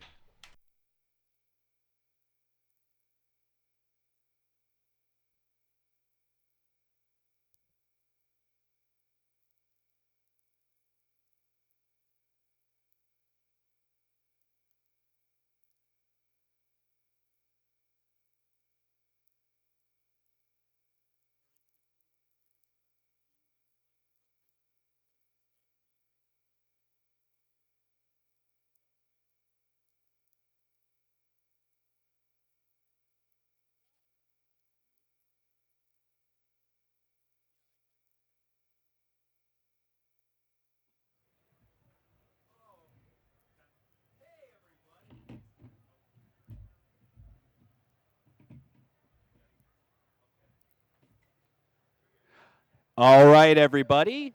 It's one of our big races coming up. It's the Battle of the Bells. I'm here with Rachel Onema, and she's got a pick. I'm picking either 3, Jody Jameson with Blake McIntosh. He's a good passer. I usually look for people who pass. Or number 8, because Doug McNair, Greg McNair, they're pretty good at what they do. That's my 2 picks. Rachel, who do you think is going to win? I know we've heard from you before, but let's get a little refresher.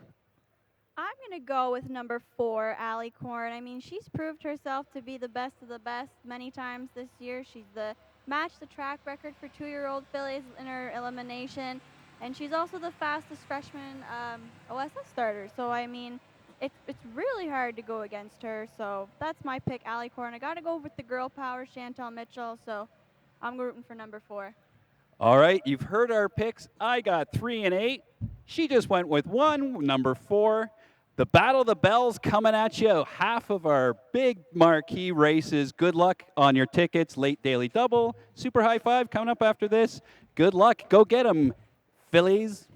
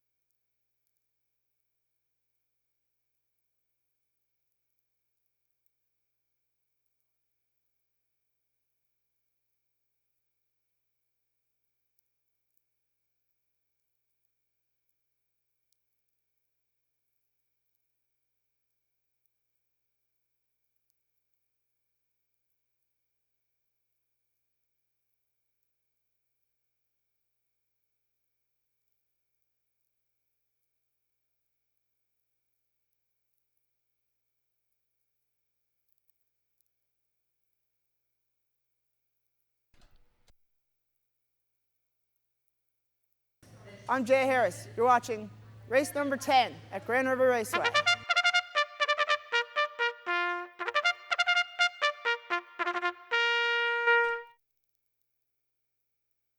The field for the 10th race, the Battle of Bells final. 1, Preeminence, Paul McDonnell for Marcel Barriot and Claude Baril and Gilles Cowette and Michel Dano.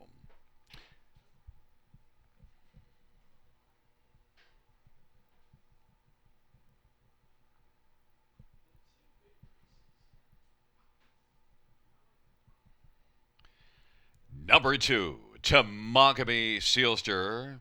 Jay Harris driving for Wayne McGee and David Mercer and Joe Lewis.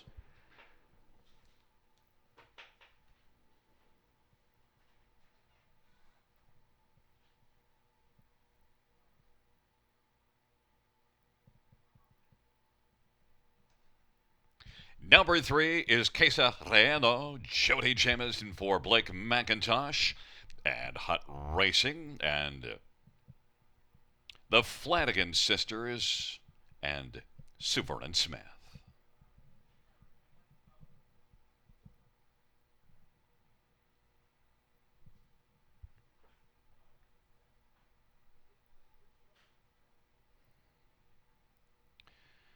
Number 4 is Alicorn, Louis Waugh for Chantel Mitchell, and Windermere Stable and Robert Muscara.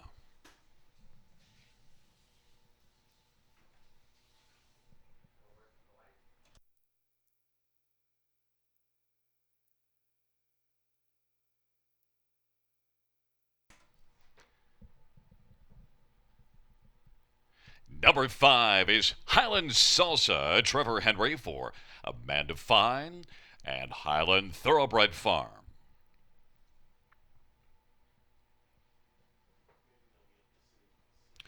Number 6, Sound Idea, Chris Christoforou for John Balzer and East End Standard Breds.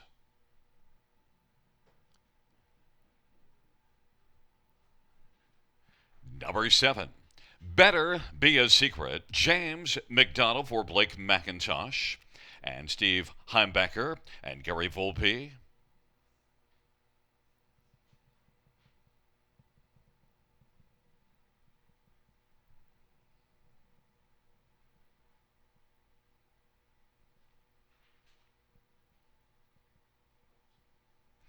Number 8 is Karma Sealster.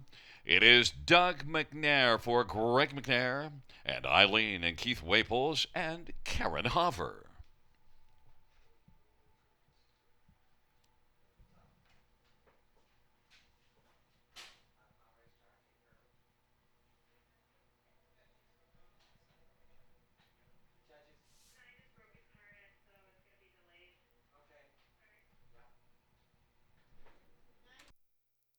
Fans note that number 9, All Day Sunshine, is delayed in the paddock. 9, All Day Sunshine, Sylvain Filion for Richard Marland and Legacy, along with Anthony Timmons and Billy Joe Timmons and Brad Gray. Well, let's take a look at this field as we're getting close to post time. The 10th race, the Battle of the Bells final.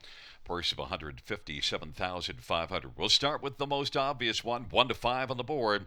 Number 4, Alicorn, has been just outstanding. Look at that 51 win in a gold July the 19th at Mohawk, and didn't disappoint last race here in the Battle of the Bells. Elimination, parked early, then came on to get the lead, made a quick move to the front just past the quarter, and had enough left to romp to the finish and win under wraps in 54 and 2. It's going to take a serious effort to beat Alicorn. Louis Waugh, Chantel Mitchell is the 1 to 5 favorite. Number 3, Queso Reno and Jody Jamison.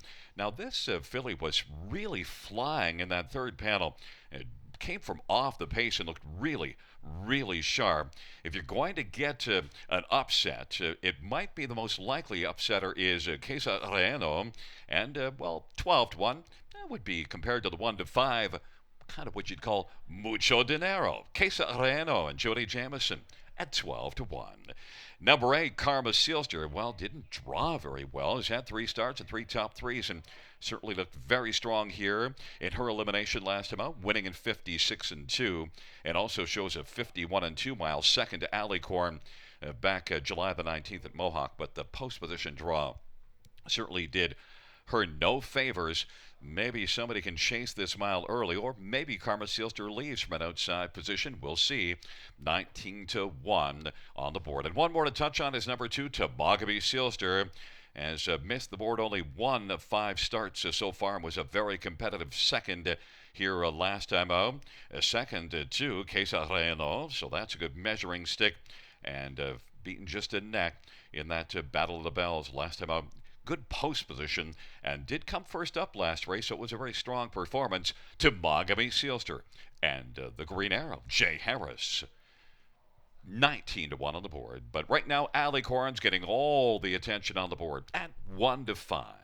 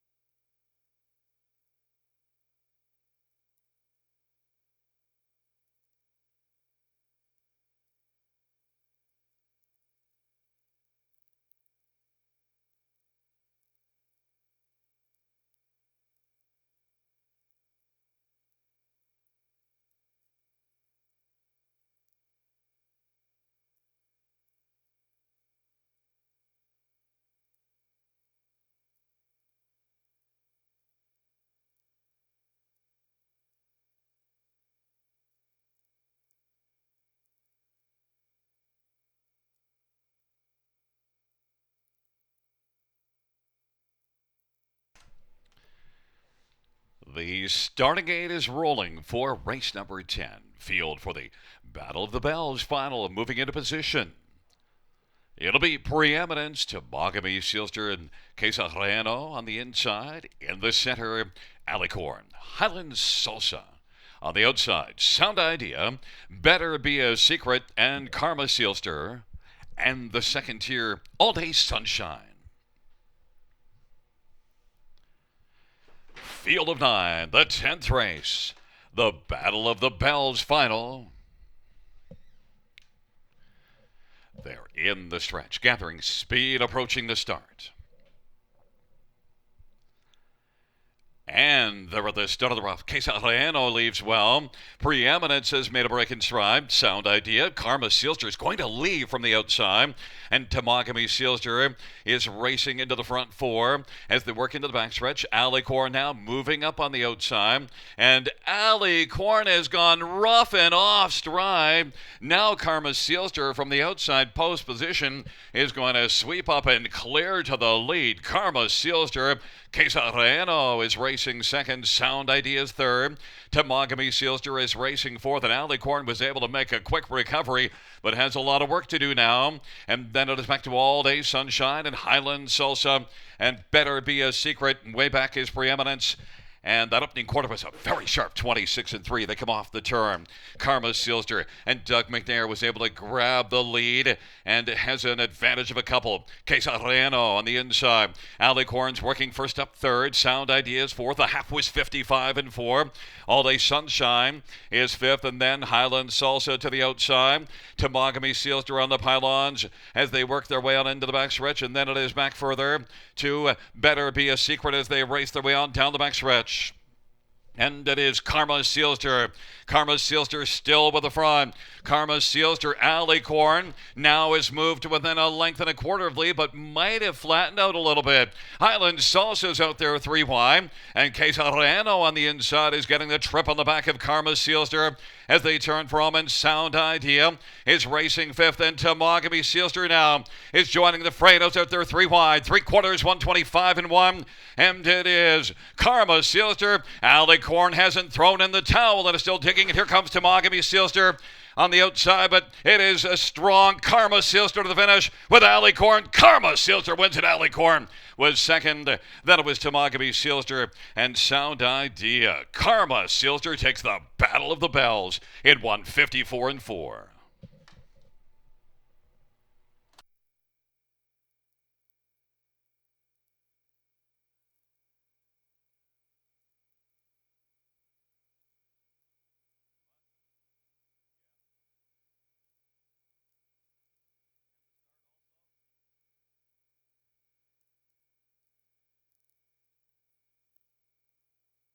Fans, the inquiry sign of what pertaining to the break of number 4, Alicorn, as well as the start and the break of 1, Preeminence. Judges reviewing the start and the break by number 4, Alicorn.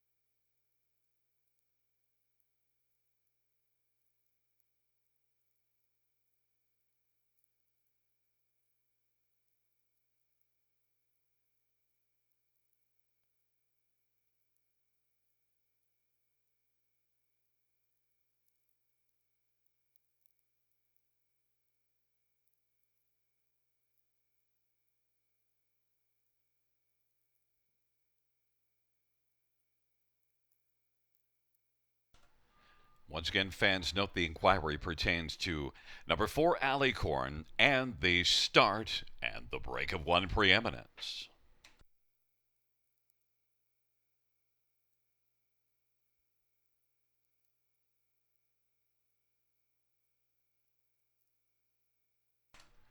Wheeling back in front of us, the winner of the 10th race, the Battle of the Bells final. It's number 8, Karma Sealster, 2-year-old Sports Rider Bay filly, owned by Eileen and Keith Waples and Karen Hover. Greg McNair, the trainer. Doug McNair, the winning driver. Second win for Karma Sealster. The Battle of the Bells final to Karma Sealster in 1:54.4.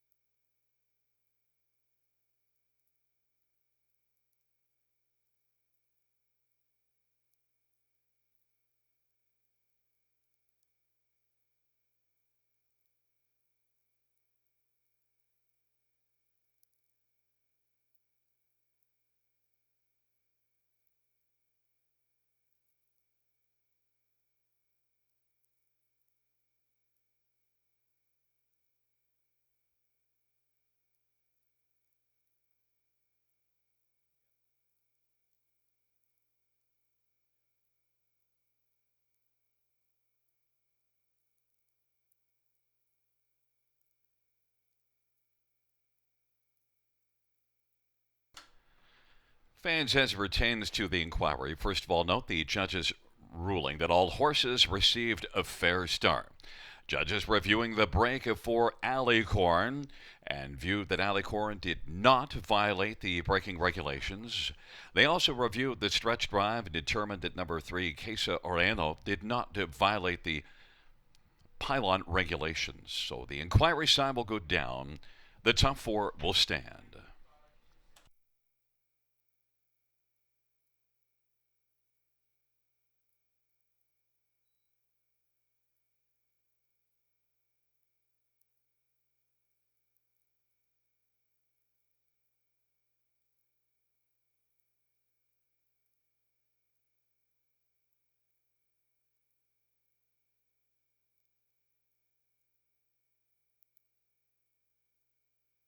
Standing trackside with the winners of the Battle of the Bells, Karma Sealster, trainer Greg McNair, driver Doug McNair. Doug, I'll start with you first. Post position number 8.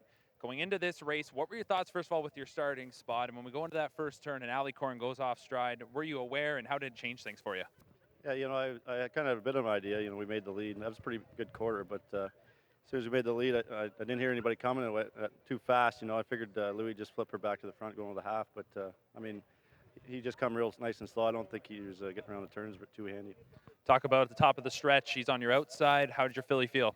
Yeah, I could hear Louis talking his pretty good at the 3/4 pole, so I knew his was going to be getting as tired as mine was, and we just outlasted him. So, it's great to win one for Keith.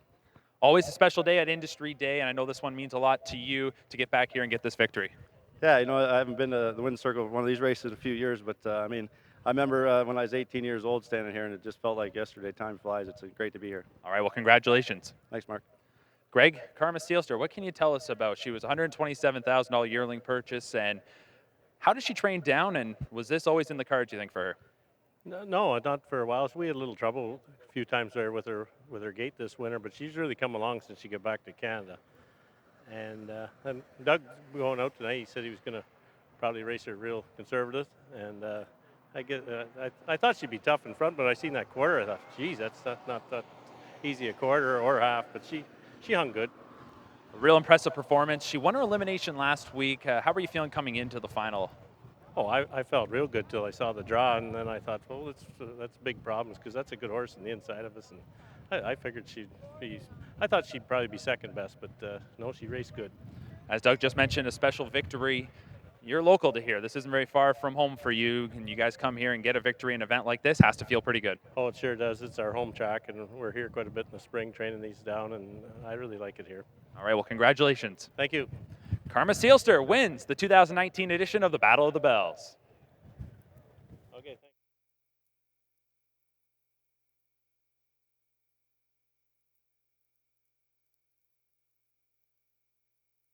Here are the mutual prices for race number 10. Number 8, Karma Seelster, $56.90. 820 and 540.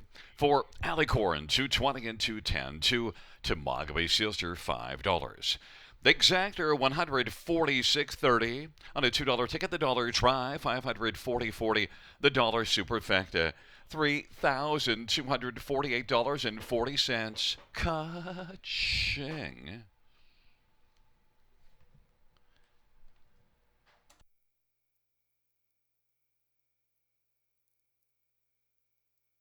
The 11th and final dash, the Battle of Waterloo.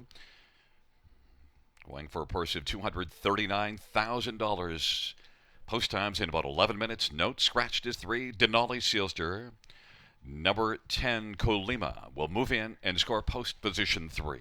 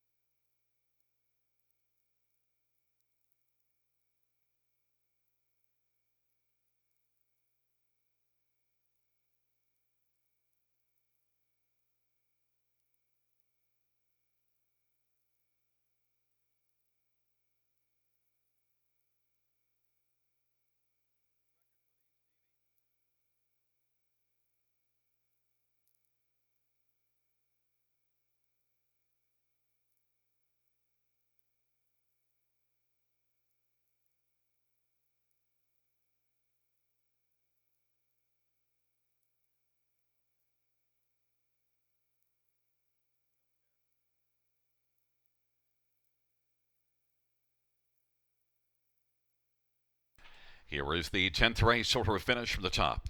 935 264 718. That's 935 264 718.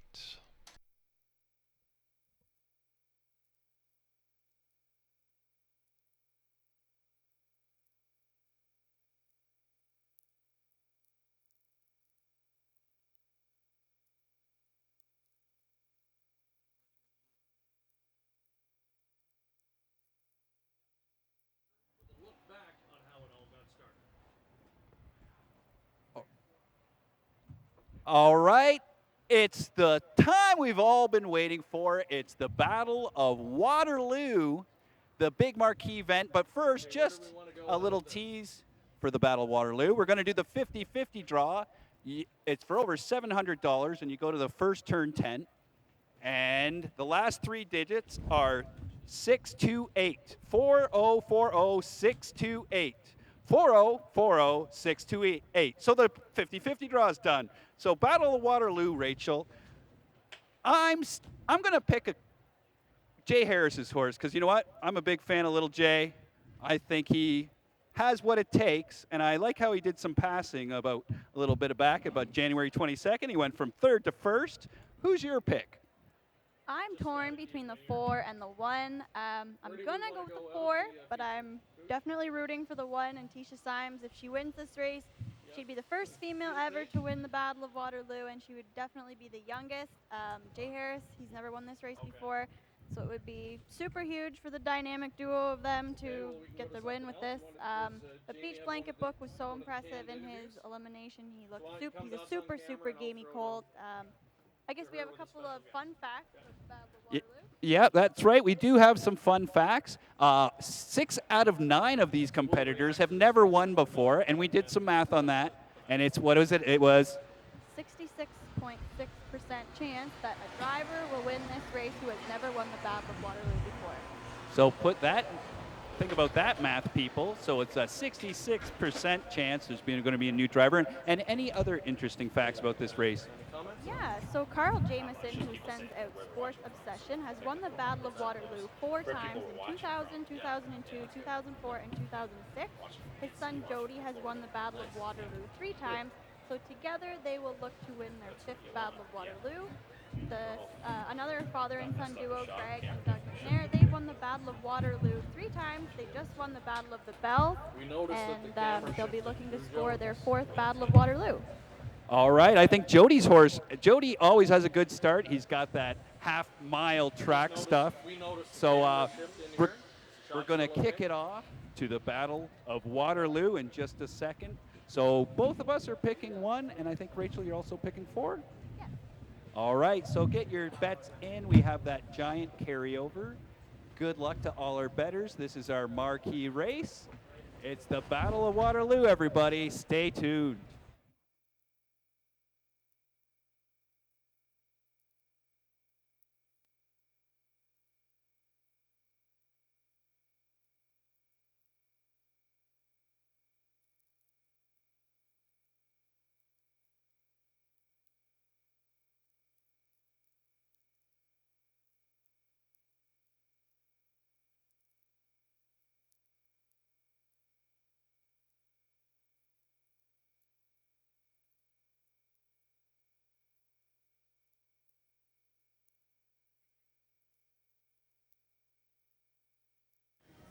Hi, I'm Billy Davis Jr., and you're watching race number 11 at Grand River Raceway.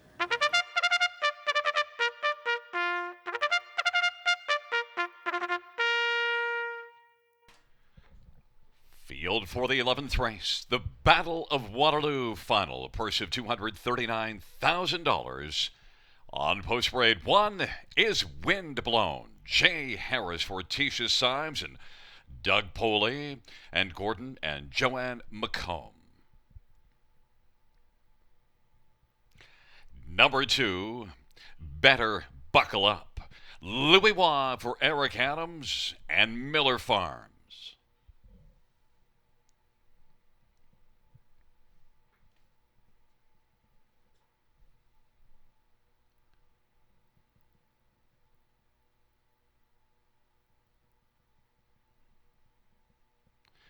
Number 3 is scratched.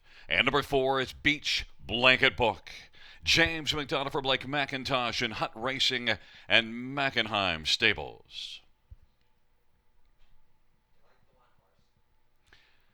Number 5 is Sports Obsession. Jody Jamieson for Carl Jamieson and George Harrison.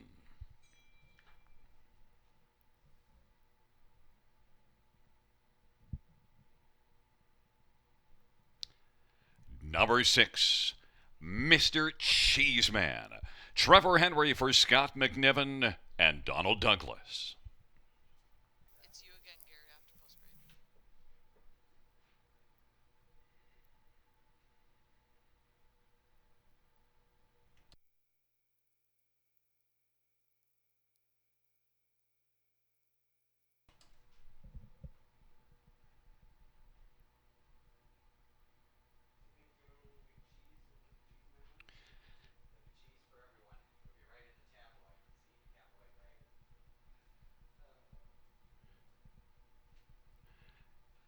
Number 7, Better Be Swift. Sylvain Filion for Scott McEnany and Teresa Davidson, and Mart West Racing Stable and Cora Marshall.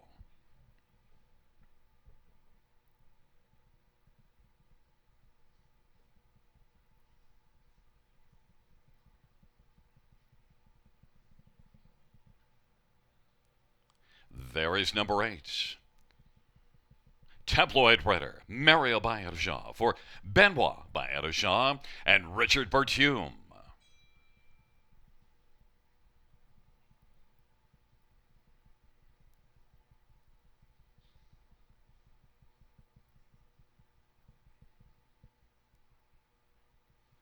There is number 10, Colima, Doug McNair for Greg McNair and Bloomingwood Farms.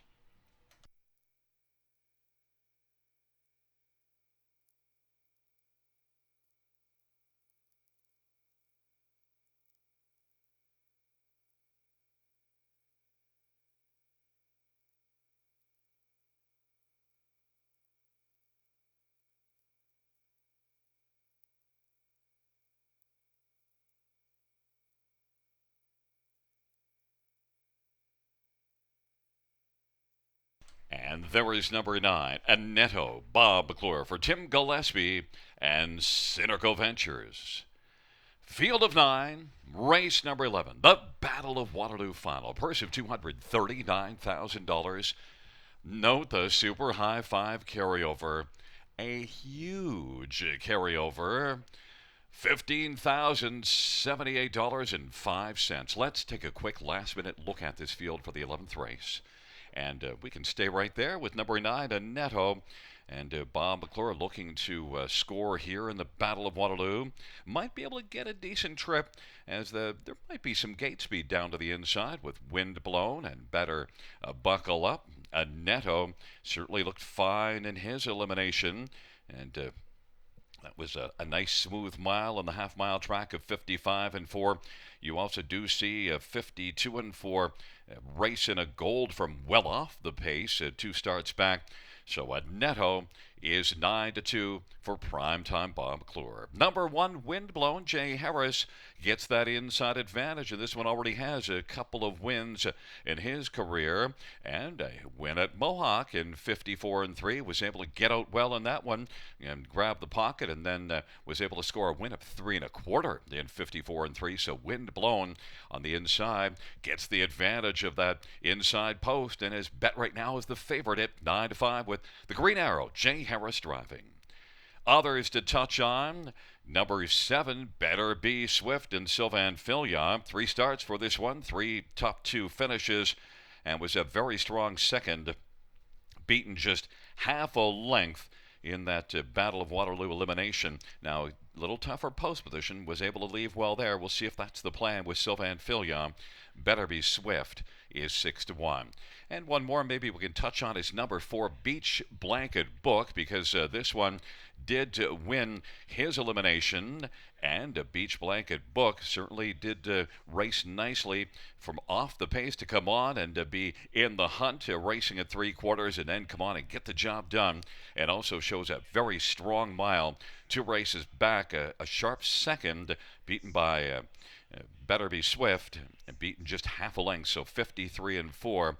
Beach Blanket Book, Better Be Swift, of course, that outside post. Beach Blanket Book gets the better post position. That could be the key for Beach Blanket Book, and certainly is getting action on the board at 9-2. The fans love one Windblown to the tune of 9-5, but my top pick, Bob McClure. Number 9, Annetto for Tim Gillespie, as we are getting very close to post time. Once again, note that Super High 5, more than $15,000 added to the pool. What a gorgeous afternoon this Monday has turned out to be, as we still have just this one great final dash, and we're about to a minute or so from post time.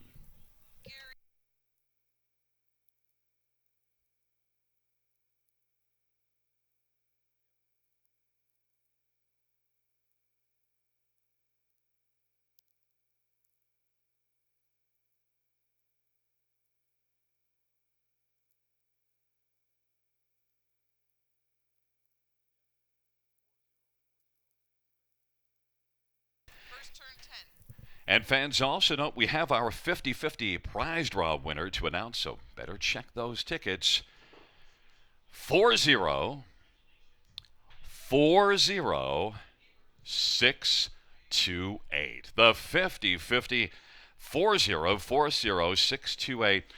If you've got that number, head to the prize draw tent. I'm so excited. Of course, I don't have the ticket, but if you've got it, head to that prize draw tent on the first turn. 4040628.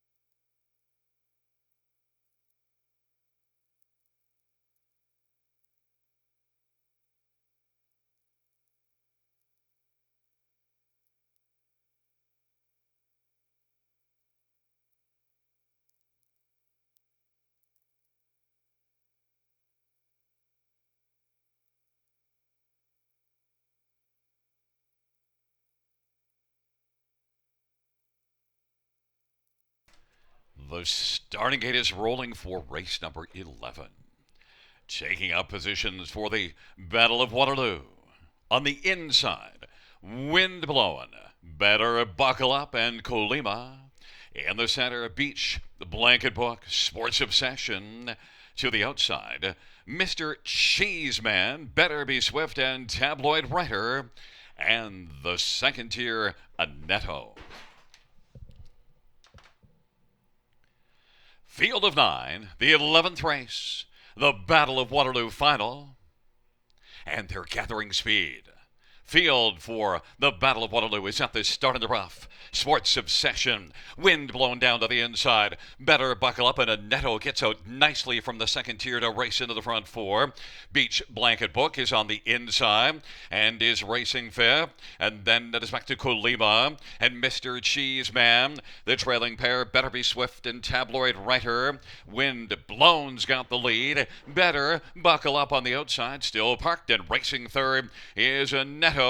Then it's a gap of about 4. Beach Blanket Book and another 4. Back to Sports Obsession. Then it is Colima. And for the back we go to Better Be Swift. On the inside, Mr. Cheeseman. And to the outside, Tabloid Writer is trailing the field.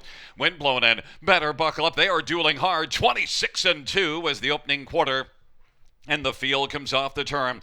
And Annetto is sitting right there on the inside, racing third as they come to the half, and now is second. Backing away a little bit is Better Buckle Up, is now grabbing third.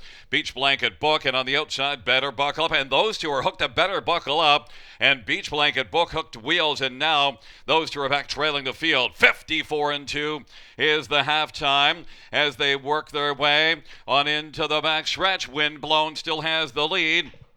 It is Windblown. And now to the outside, Sports Obsession is bursting onto the scene. Windblown, Sports Obsession, and Double J. And Annetto is racing position third as they hustle on towards three quarters off that 54-2 half. Sports Obsession leads it. Advantage is a length and a half right now. Windblown is second. Sports Obsession now leads by 2 in the Battle of Waterloo finals. They turn for home. Windblown is second, and Netto is third. Then Better Be Swift and Mr. Cheeseman. On down the stretch drive, Double J and Sports Obsession in the Battle of Waterloo has got this one and takes it by about 3. Windblown was second, and Netto third. Then Better Be Swift at Mr. Cheeseman. 154 flats. Sports Obsession. Jody Jamieson. The Battle of Waterloo final.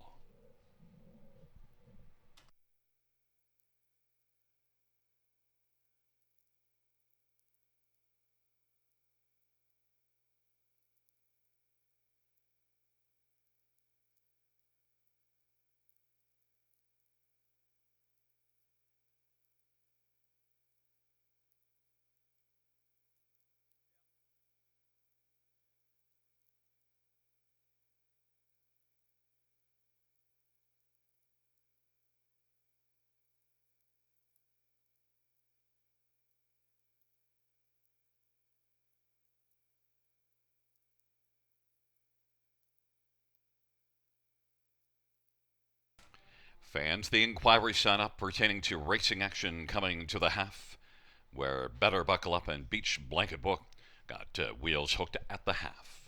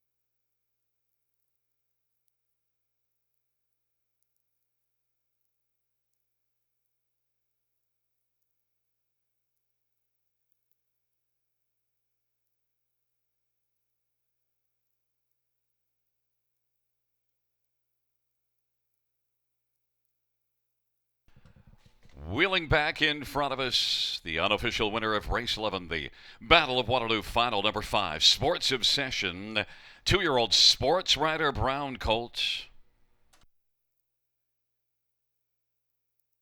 The owners, Carl Jamieson and George Harrison. Carl's the trainer. Jody Jamieson, the winning driver. Second win for Sports Obsession, the Battle of Waterloo Final.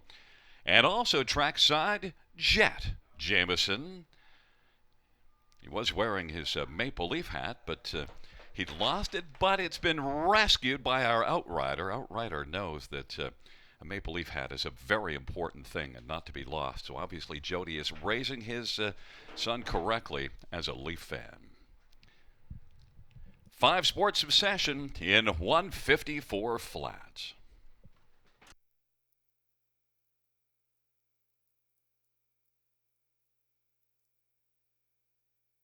Here's a look at action on your screen coming to the half, and on the outside, Better Buckle Up and down to the inside Beach Blanket Book as they hooked wheels just past the half.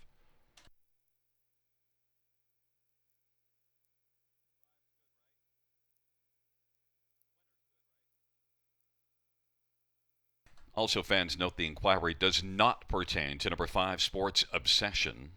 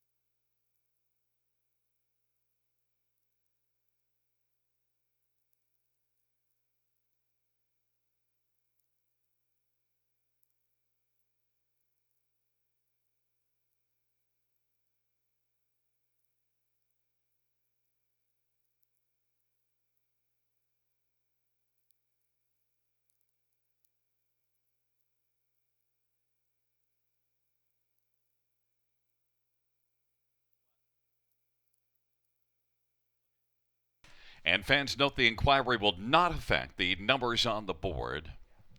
And there again is another look at number 5 Sports Obsession, the winner of the 2019 Battle of Waterloo. Jody Jamieson for Carl Jamieson, 2-year-old sports writer, Brown Colts. And Jet Jamieson's got his Maple Leaf hat rescued.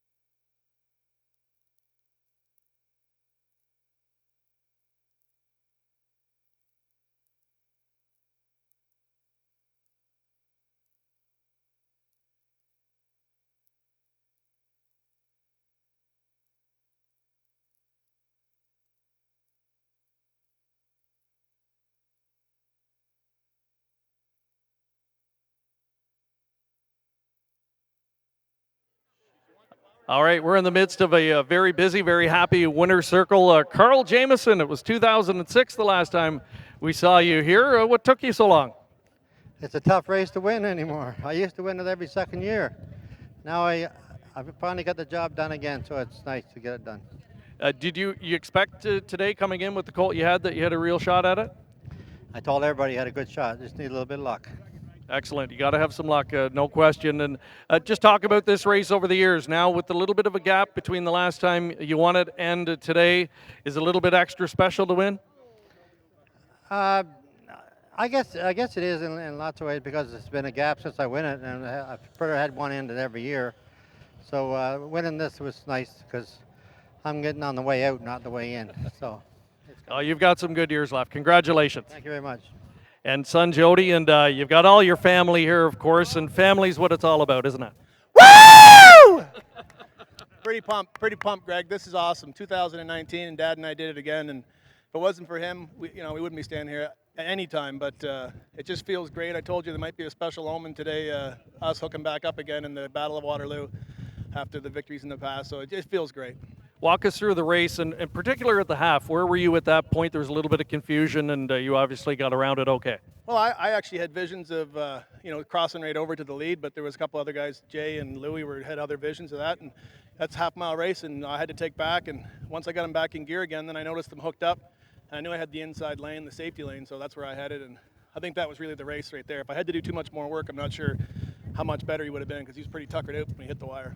At the 3/4, when you looked like you were going to clear, what are you thinking? Win. Like I was pretty sure we'd win by then unless someone was live behind me, but I was pretty sure if I could get down to the rail, it was over. Who do you have here joining you for this? It's my main man, Jet, the Tiger. Jet, and then there's Sierra, and his mommy's over here somewhere, hiding. And Grandma. And Grandma, Poppy.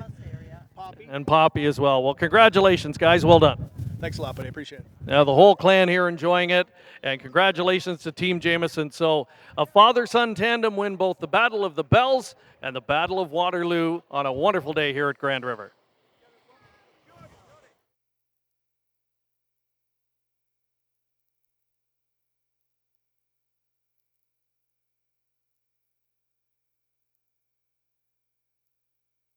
Here are the mutual prices. Race 11. Number 5, Sports Obsession, 1730, 760, and 510.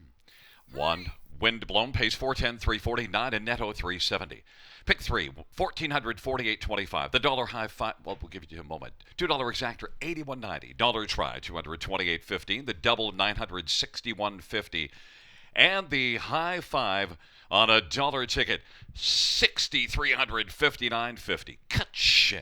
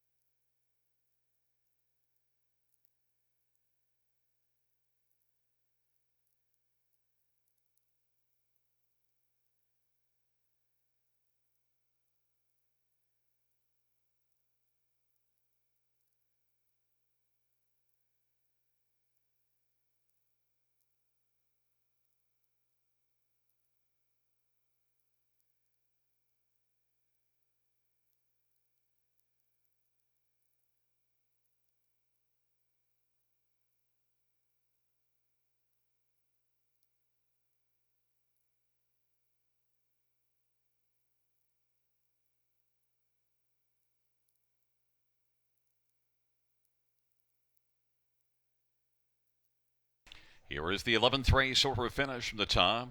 It's a 2 DNF scratch DNF 154637. That's 2 DNF scratch DNF 154637.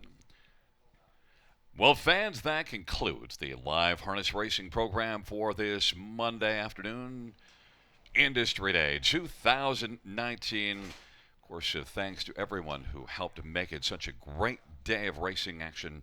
Your efforts are greatly appreciated. And also, congratulations to the connections of both Karma Sealster, the Battle of the Bells victor, and the Battle of Waterloo winner, Sports Obsession, and the connections with that sports writer Cole. Our next live racing event is this coming Wednesday. Our first race will go to post at 6:30 p.m. Buenas noches, amigos.